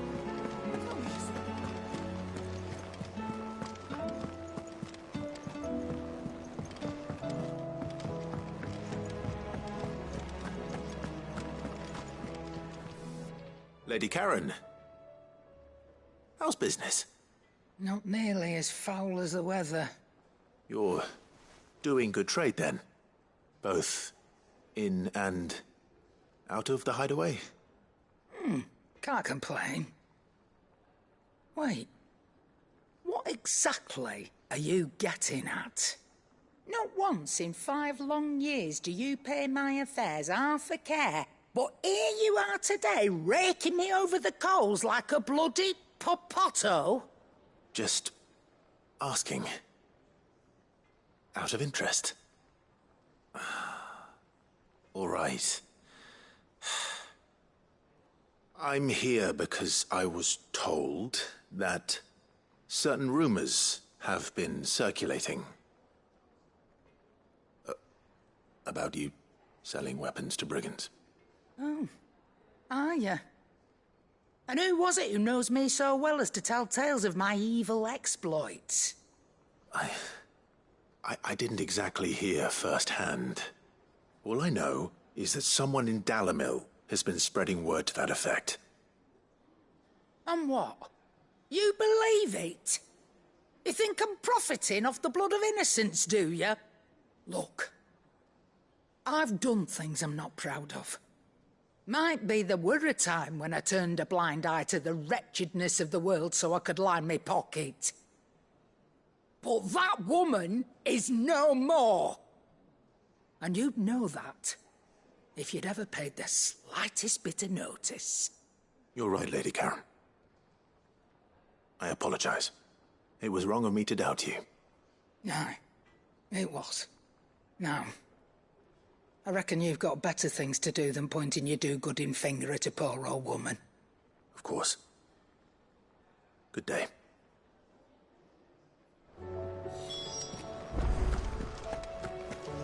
It seems the hideaway is lost.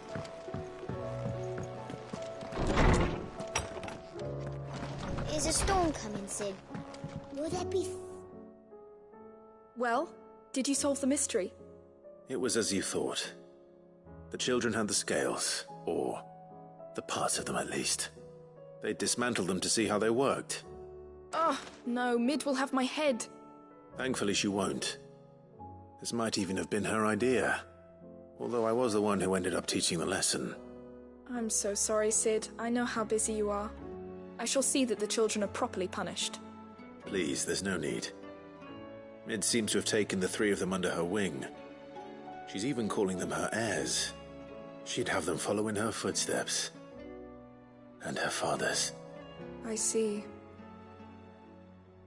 Sid, do you know why Mid has been spending so much time at the hideaway of late? She told me it was because her studies have been interrupted by events in Canva. Is that not true? No, it isn't. The university offered her a commission. In exchange for full tuition, room and board, they asked her to oversee the design of several new war engines. To anyone else it would be an opportunity, but to Mid, who lost both her parents to war, it was a bitter pill. One she was none too keen to swallow. But that should come as no surprise. She's only ever cared about bringing people hope. The very last thing war can be said to do. Which explains her heirs. She's working to give them a better life. And so should I. What's the odd engineering lesson? Ah, you've given them far more than that. And I'm sure they're very grateful.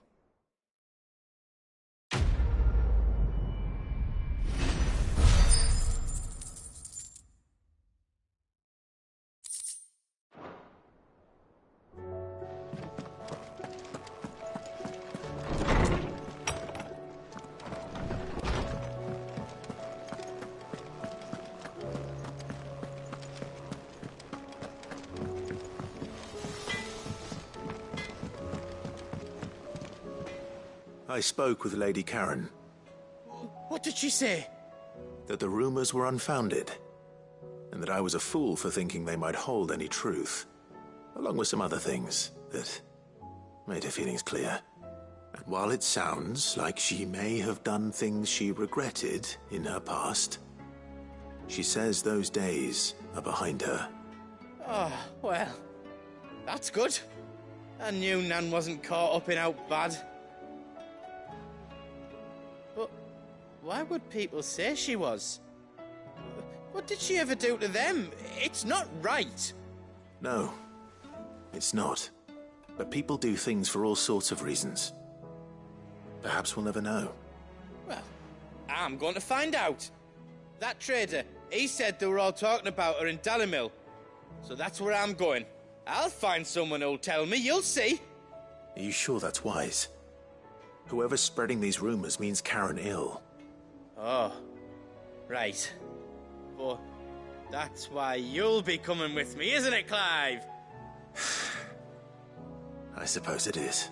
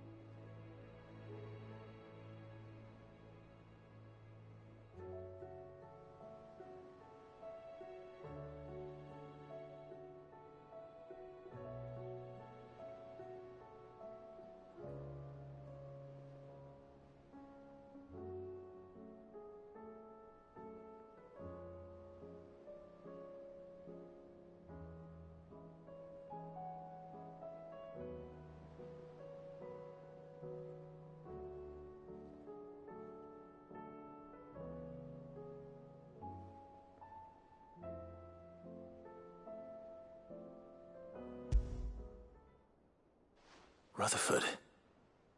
Wasn't that the name of my uncle's manservant? Why would he be at Martha's Rest?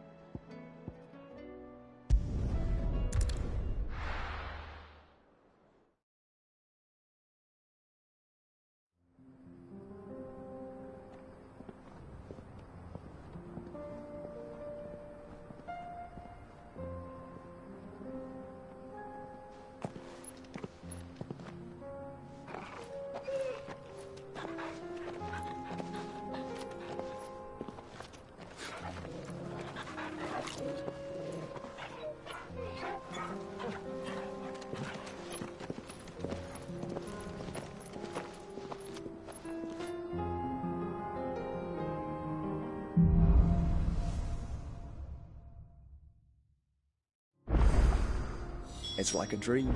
The four of us out walking like we used to. Enjoying this, are you? Gav and the others could be in danger as we speak. You're right. I'm sorry. Yote is a fine scout. If Canville was attacked, she will already have begun gathering information. Tabor isn't far. We should pick up the pace. That'll feel good, boy.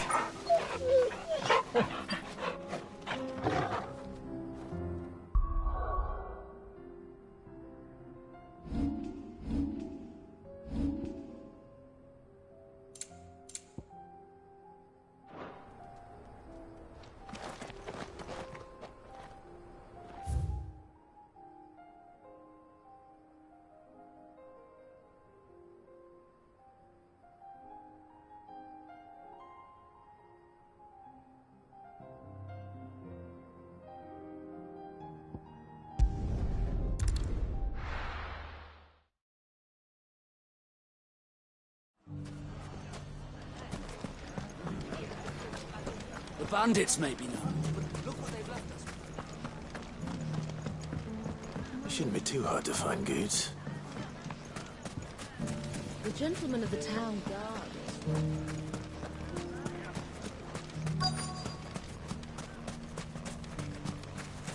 Could be I know something more. Clive, listen! I found someone who says he's heard the rumours about Nan. Have you? Go on. Tell him what you told me. All right. It's like I said. A wizened old crone by the name of Karen's been selling steel to whoever will pay her price, be they knight or knave. Says the more swords and spears she puts in people's hands, the more war they'll wage. And the more war being waged, the more call for swords and spears. And who will they all turn to keep them in steel? Why, the good Reaper herself. And you've seen this Reaper at work? Aye, it just so happens I have. You'll find her right here plying her trade most days. Here in Delamil? Where exactly? She has a stall here in the market, but if you're not the patient type, you can probably find her at her storehouse on the edge of town. But it'd be a bolder man than me that braved that particular nest of vipers. Feeling bold, traveler? I hope so, for your sake. Now, if that's all, I have places to be. Sorry to have kept you.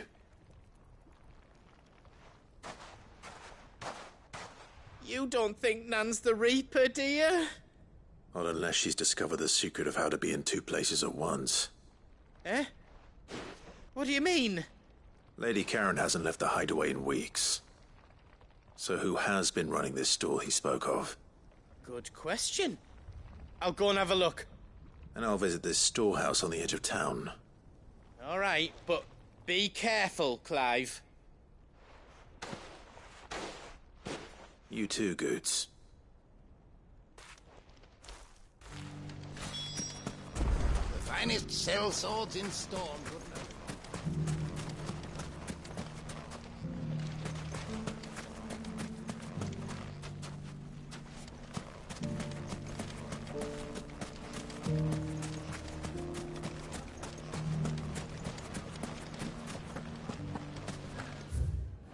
The gentlemen of the town guard are strapped.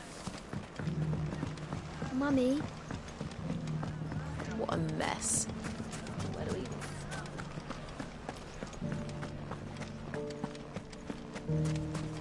You fought very bravely. The safety of the town is in our hands.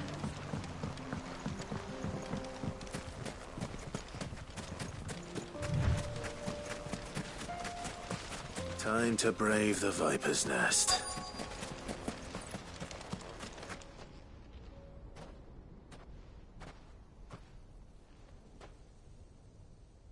Just you, is it? Thought I might have laid it on a bit thick. It was a fairly unconvincing tale. So, what now? That's up to you. Die a slow death, or a quick one. Boys, he's all yours. But that sword is mine.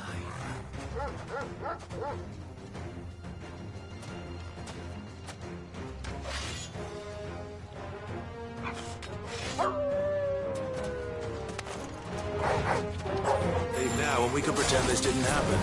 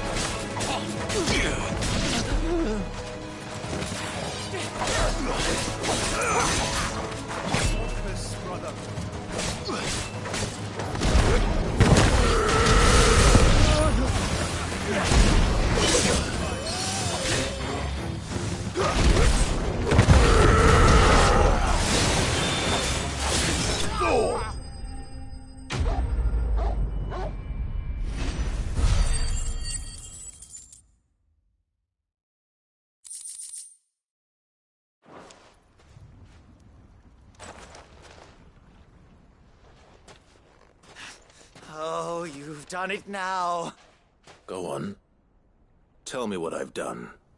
When the Borgwyn finds out you've killed his men, he'll have your head. He only wanted that bull of a manservant, the dim one always clinging to Karen's skirts. You weren't even supposed to be here. Who the hell are you anyway? What were you going to do to him? The Borgwyn wanted him to get to Karen. I was only supposed to point the lump in the right direction once he arrived in Dalamil. But then you turned up. Well, go on then. If you're going to end me, end me. You're not worth the effort. Now be gone, before I change my mind. Fucking coward! I need to find Goods. Right now.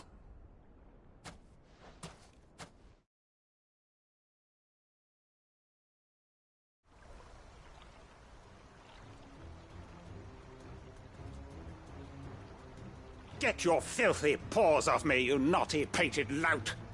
Stop calling me names! And stop spreading them horrible lies about Nan! Well, that will be easy enough. For they are not lies. Every last word is true. And she must pay for her crimes in blood. Blood? Goose, are you all right? He's gonna kill Nan! He said she had to pay in blood! After what she did, it is only right. She ruined my life and the lives of countless others. That loathsome harpy's very existence is a crime, and I will not allow it to continue. Goots, was it? I have no quarrel with you. Only with your employer. Run along now. You need not pay for her sins.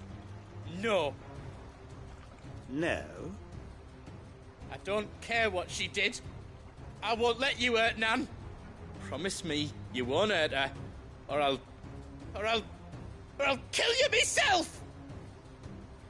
Goot, no. Enough, all of you! Karen. But how did you? You're a sight less clever than you think you are, the pair of you. Did you think I wouldn't notice the two of you slinking off together? Well, the whole thing got me thinking, who in Dalamil might bear me a grudge? And a certain snivelling shit I ran afoul of in my fairy years came to mind. Though it was just Bogan back then, wasn't it? I thought the years might have taught you some sense, but I see you're the same pants-pissing craven you've always been. What was it we called you? Wet legs? You bitch! Everything that happened, it was all your fault! And now you'll finally pay for what you did to me!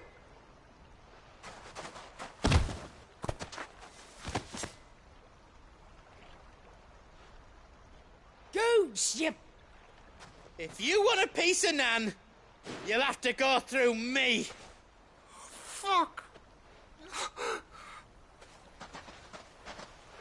You great galoot. Out of the way, I can handle this myself. So, wet legs, you remember what you told me when we last met? An eye for an eye. Wise words, Sam. Wise words. And now, it's time to collect.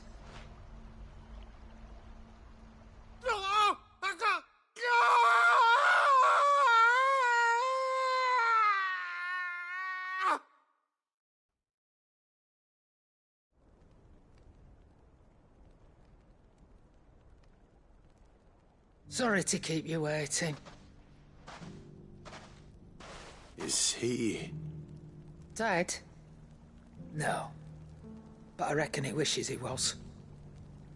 It ain't easy going through life one eye short of a pair. After all, I should know. You don't mean... Oh, don't tell me you didn't notice. Lost it to old Wet Legs back when we were working the same routes. Said I'd stolen from his strongbox. I'd done nothing of the sort, mind. But that didn't stop him taking his little revenge. So I took some of my own. Sorry, lost everything. His coin, his clients. Always knew he'd be back one day to claim his due. But he crossed a line dragging poor Goots into this.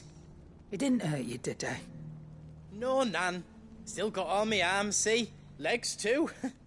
But what if he comes back again? What if he does? First we take the other eye, then we work our way down. He'll learn his lesson soon enough. But something tells me the Wet Legs has learned it already. Right. Let's get you back to the hideaway. You've attracted quite enough attention already. Ta-ra, Clive. Remind me never to cross you, Karen.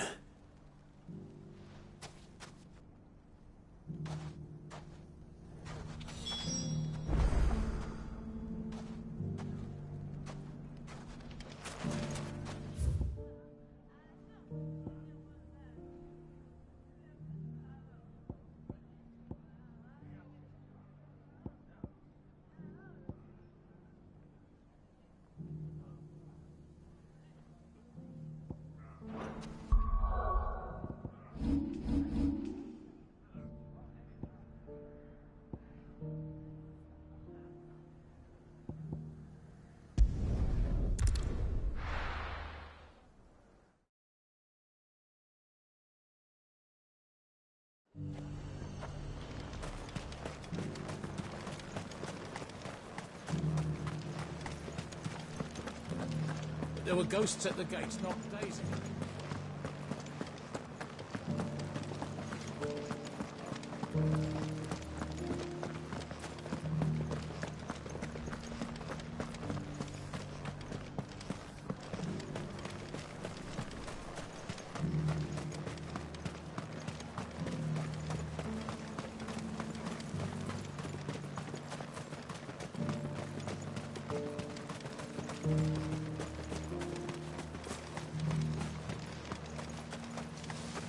To the meadows, then.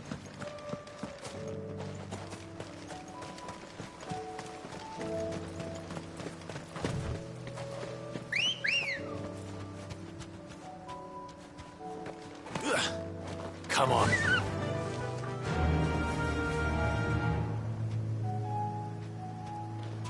Fly, Ambrosia.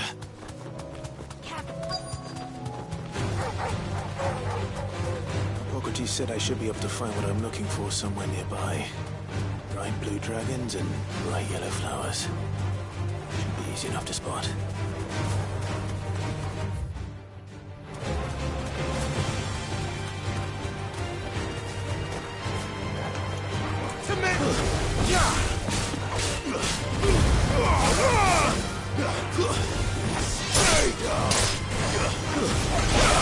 You're finished.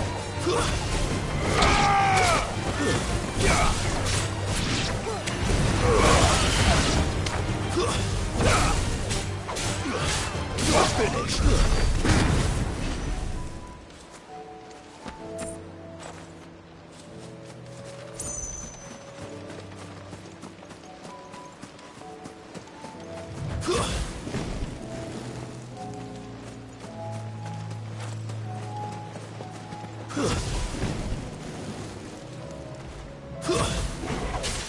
This must be our wyvern. Right. Let's get this over with.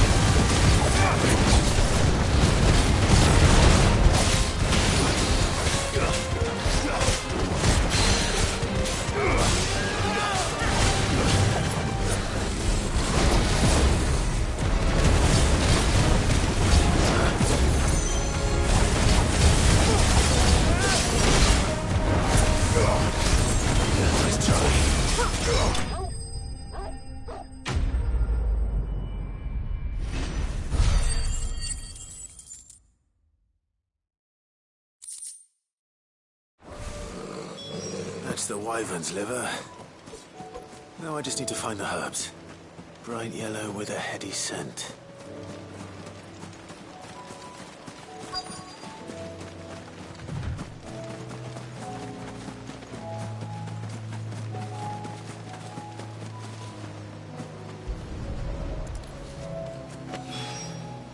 I think that's everything Molly needs to resurrect her recipe. Better head back.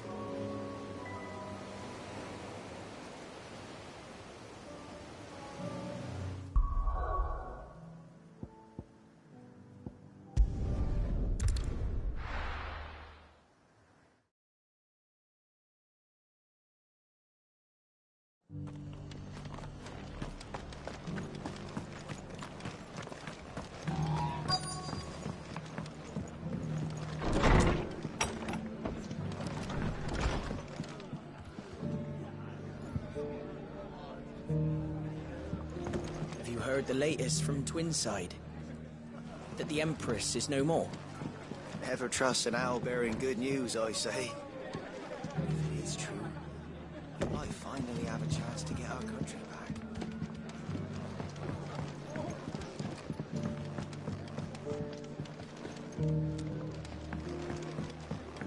The fates seem bent on driving me from my inn. But if they want me out, they're gonna have to try harder. Sorry, but if you're looking for a bed, there's none to be had right now. We're already sharing our cots with masterless bearers and those who fled the floods, and more seem to wash up at our door every day. Martha's got a big heart. It's a pity there's so many who are happy to take advantage of it.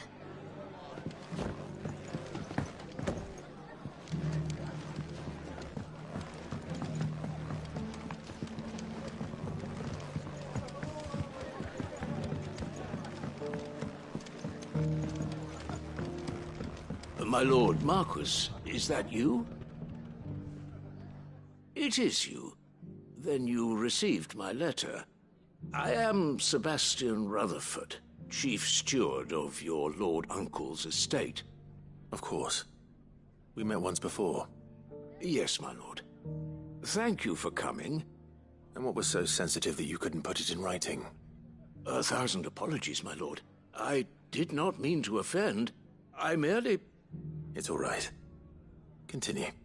I am here at Martha's Rest, at the behest of your Lord Uncle, tasked with learning what I am able of the realm's current state of affairs.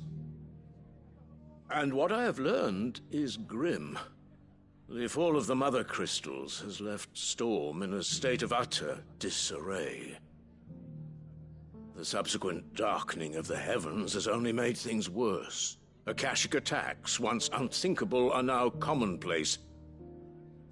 The gears of governance have ground to a halt, and without a steady hand on the tiller, the realm threatens to drift into utter chaos.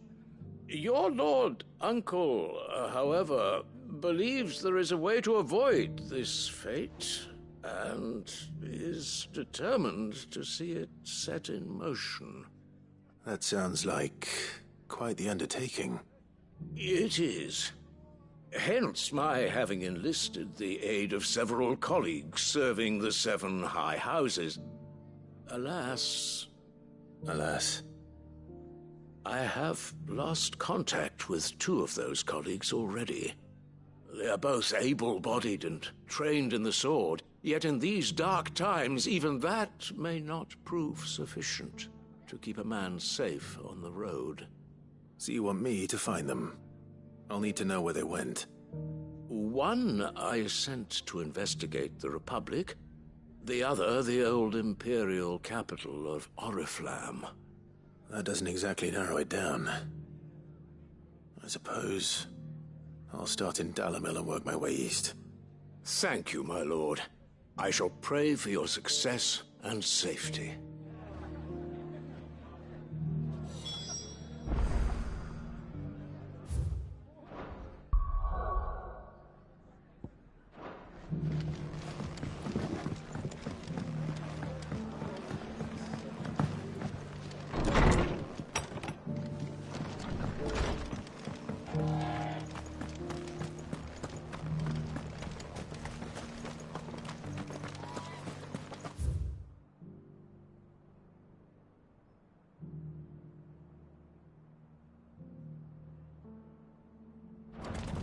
I'd build a barricade so sturdy, even abandoned. Scouts have reported seeing more Akashic.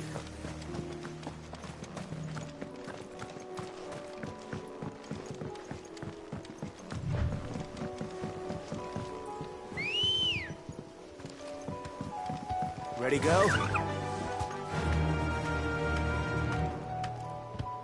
Faster!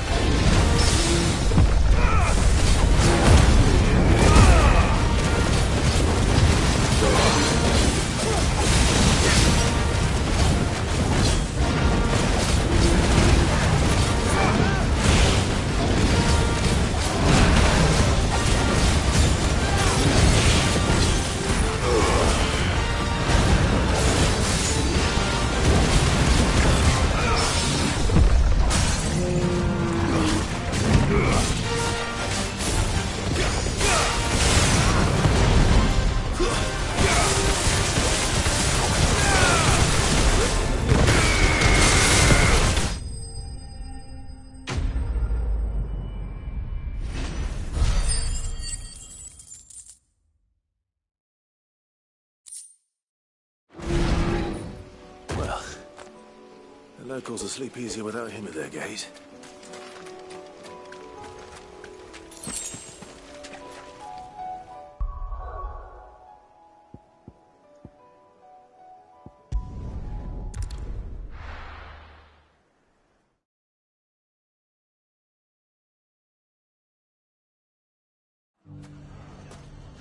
It's not going to be easy finding one man in an entire republic.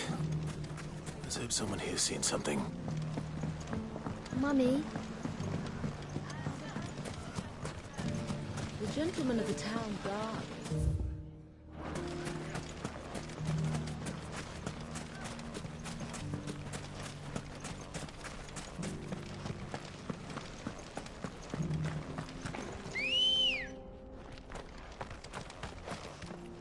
Good girl.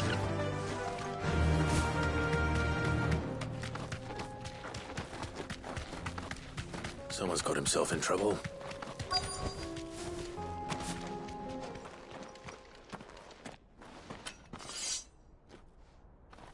I don't see your master here, so you can start by giving us all the coppers in your purse. I already told you, I have nothing. Then maybe we'll take that pretty outfit and the steel you're wearing.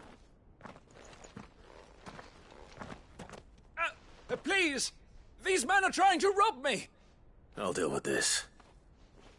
Thank you.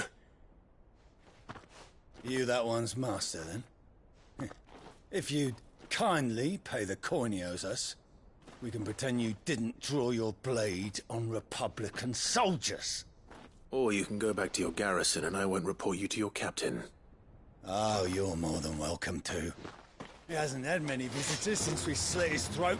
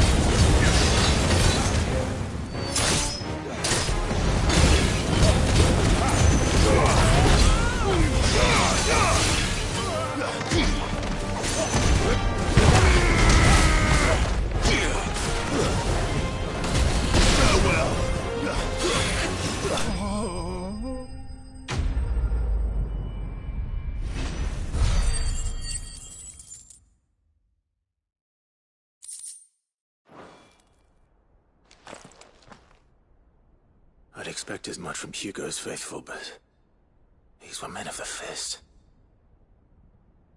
Much has changed in the Republican army since they lost their rock. You've seen this kind of thing before, then? Many times. I was sent here to observe the situation. You're one of Rutherford's men. He sent me to look for you. Well, then you have my thanks. I fancy I could defend myself against one, perhaps two, but a whole regiment...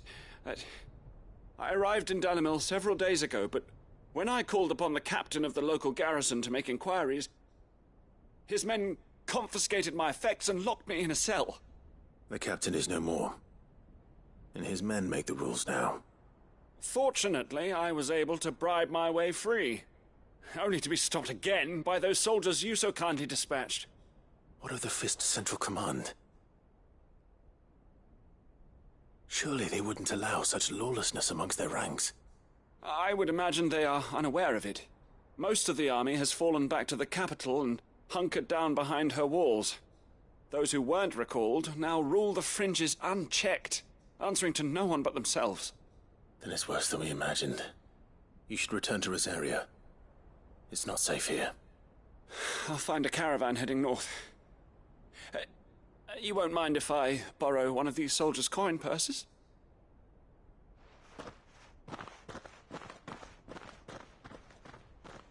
Not at all. Now, to find this second associate of Rutherford's. If he was bound for Oriflamme, I'll start at Northreach and see if I can pick up his trail.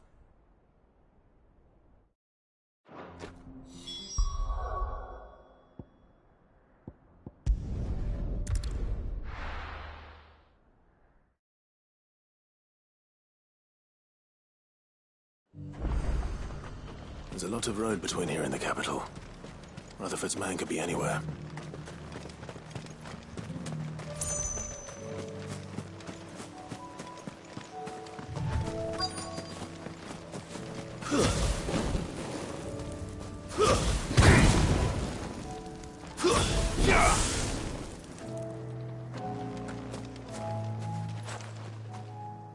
What happened here? If you're with the others, they've already relieved me of my belongings. I'm not. I'm looking for someone who was sent here by a man named Rutherford. And then you found him.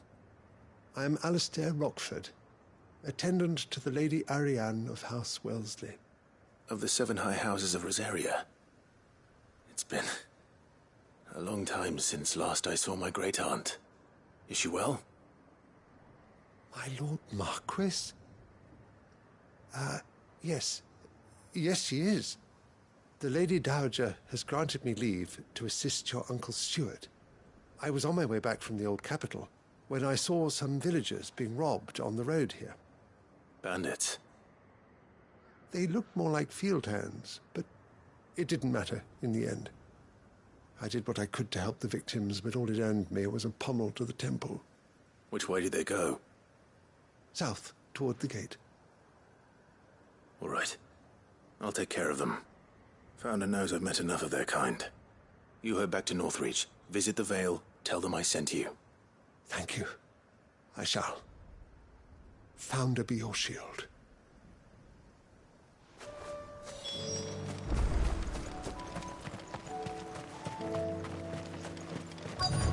They just couldn't resist, could they?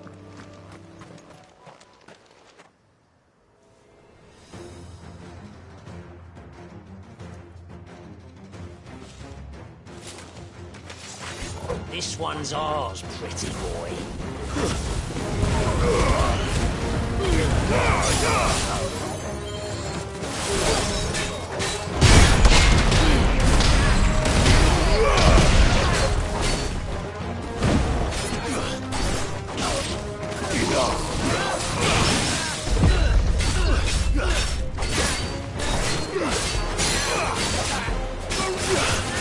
Get him!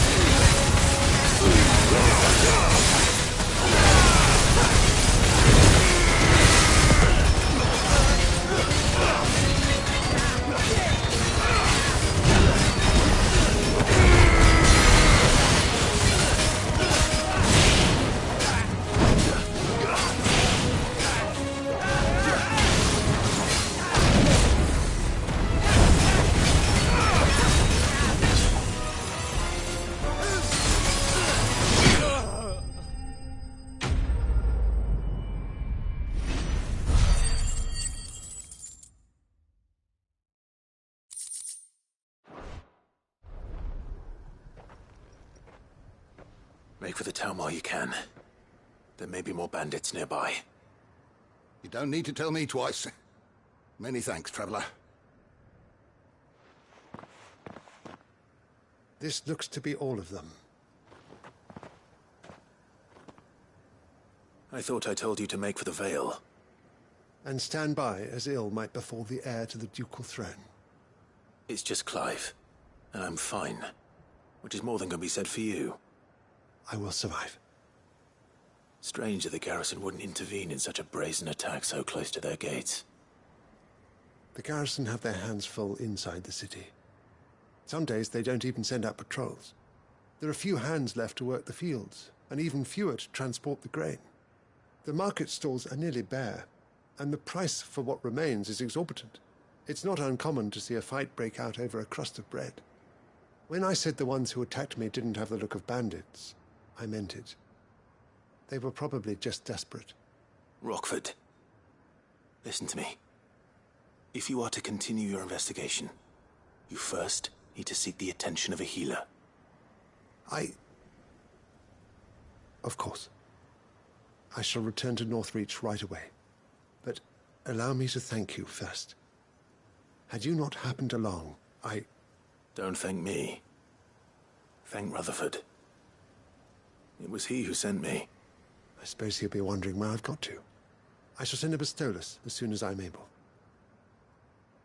Good day.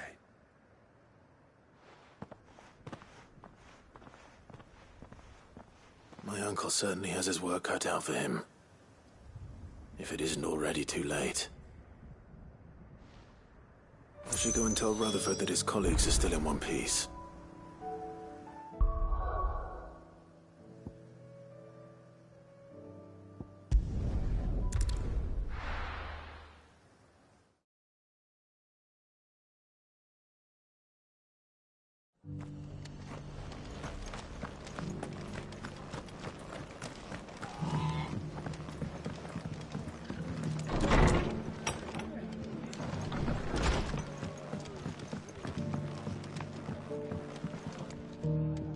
I see you're still here.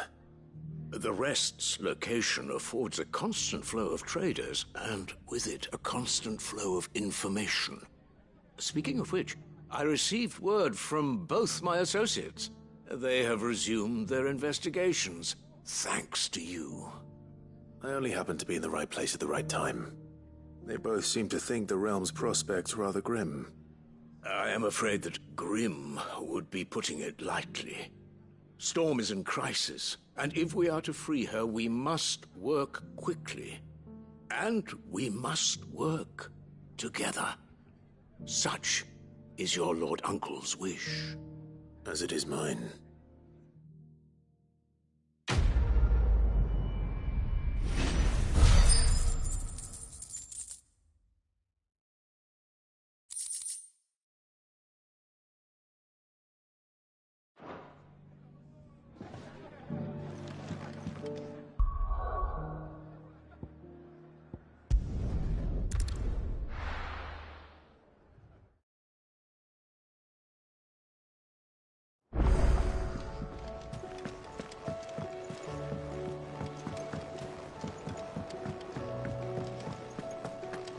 Seems the hideaway's lost its So, did you have that word with Tomes then? I did, and he was as helpful as ever. He told me exactly where to look, in fact.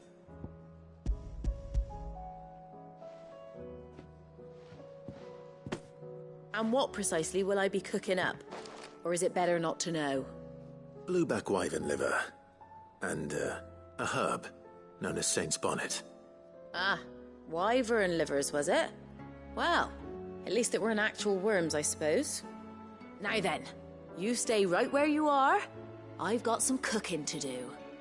Let's hope these grand old chefs of yore knew what they were on about.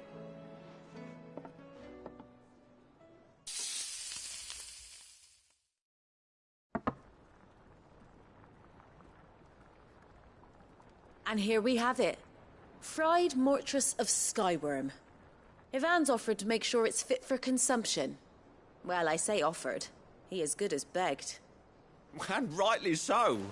Is there any higher honor than partaking in a slice of culinary history?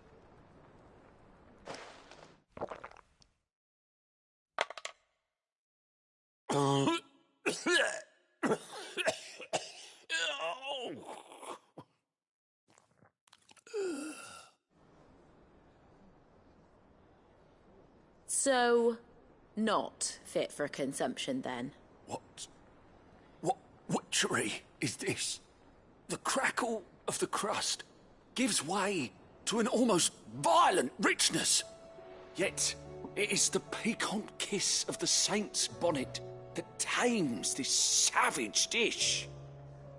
It is a tour de force. A force of nature, even. A maelstrom of flavour and sensation. A graceful beast emerging from centuries of slumber. I think he likes it. Well, I can't quite tell with all that nonsense he's talking. But I reckon you might be right. It was decent then, I take it. Decent? It's remarkable, and I defy any man to say a word to the contrary. Sid, might I suggest that you command a party of your finest men and women to procure a dozen blueback wyverns forthwith? I'll give it some thought.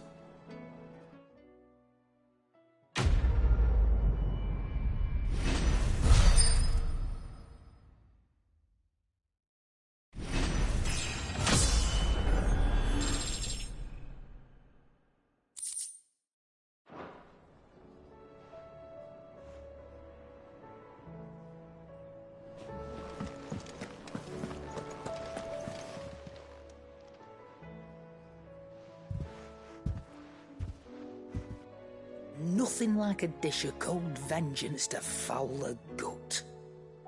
I'm sorry, Nan. I didn't mean to make things worse. I just thought I had to protect you. Like you've protected me. Aye, well, someone had to. Your parents certainly didn't give a whit for your well-being. Reckon the both of us would be worse off if I'd not taken you on. You've always been me right eye, Goots. And I'd have you stay that way. So don't you dare go looking for trouble again. Well, I will. If you ever need help, I'll do it again and again, and you can't stop me. Why, you big lump. Fine. Play the hero if it makes you happy. Thanks, Nan. I won't let you down. There's nothing he wouldn't do for you. That's as maybe. But if he's ever to make his own way in life, he'll need to start looking out for himself as well. Till then, he'll need people to watch his back, just like you did in Dalamil. Don't think I didn't appreciate that. Of course. His family. Stop it. You make me one good eye, mister. I don't go thinking that'll do you any favours. A potion today'll cost you the same as it did yesterday.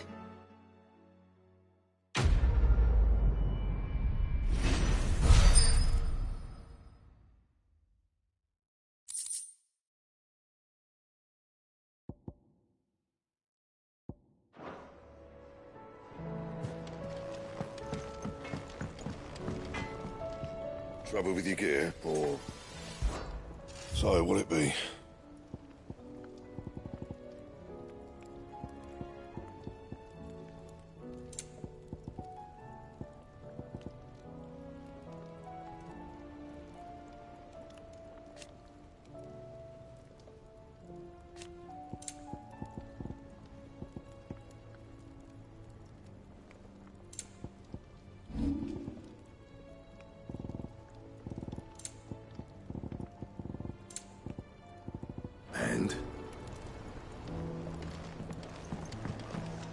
Did you see the pair that got pulled into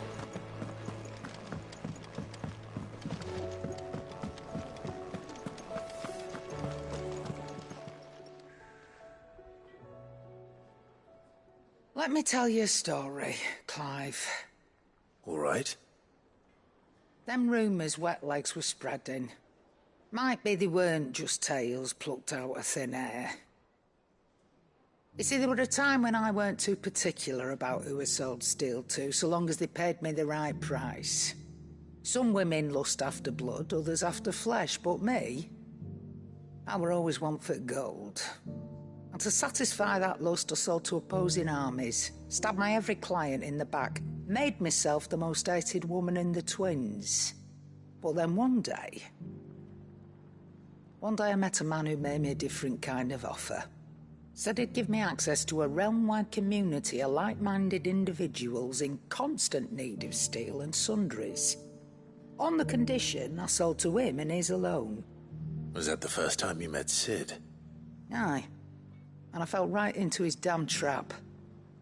He was true to his word, so I ended up being true to mine. And I soon started making the best profits I've seen since taking up the trade.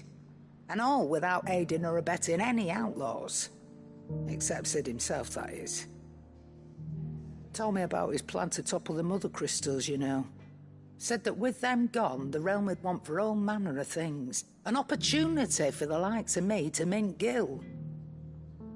Why, I reckon an enterprising individual could find himself the richest dam in the Twins. And that's when he had me. I emptied my stores that day and moved into the hideaway proper. And the rest, as they say, is ancient bloody history. A dozen years on, and I'm still not the richest dam. Not for lack of trying, mind. But I can say, I have never been happier. You've all shown me there are some things more precious than Gil. That there are. So don't you go messing it all up, or you'll have me to answer to.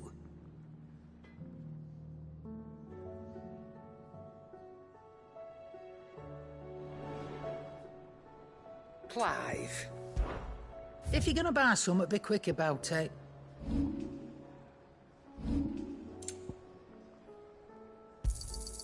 You're rubbing me blind, you know.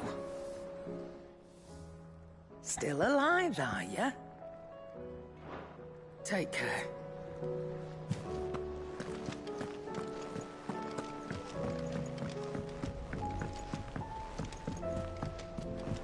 Mindless though they are, an Akashic horde large enough to besiege the free cities is not to be trifled with.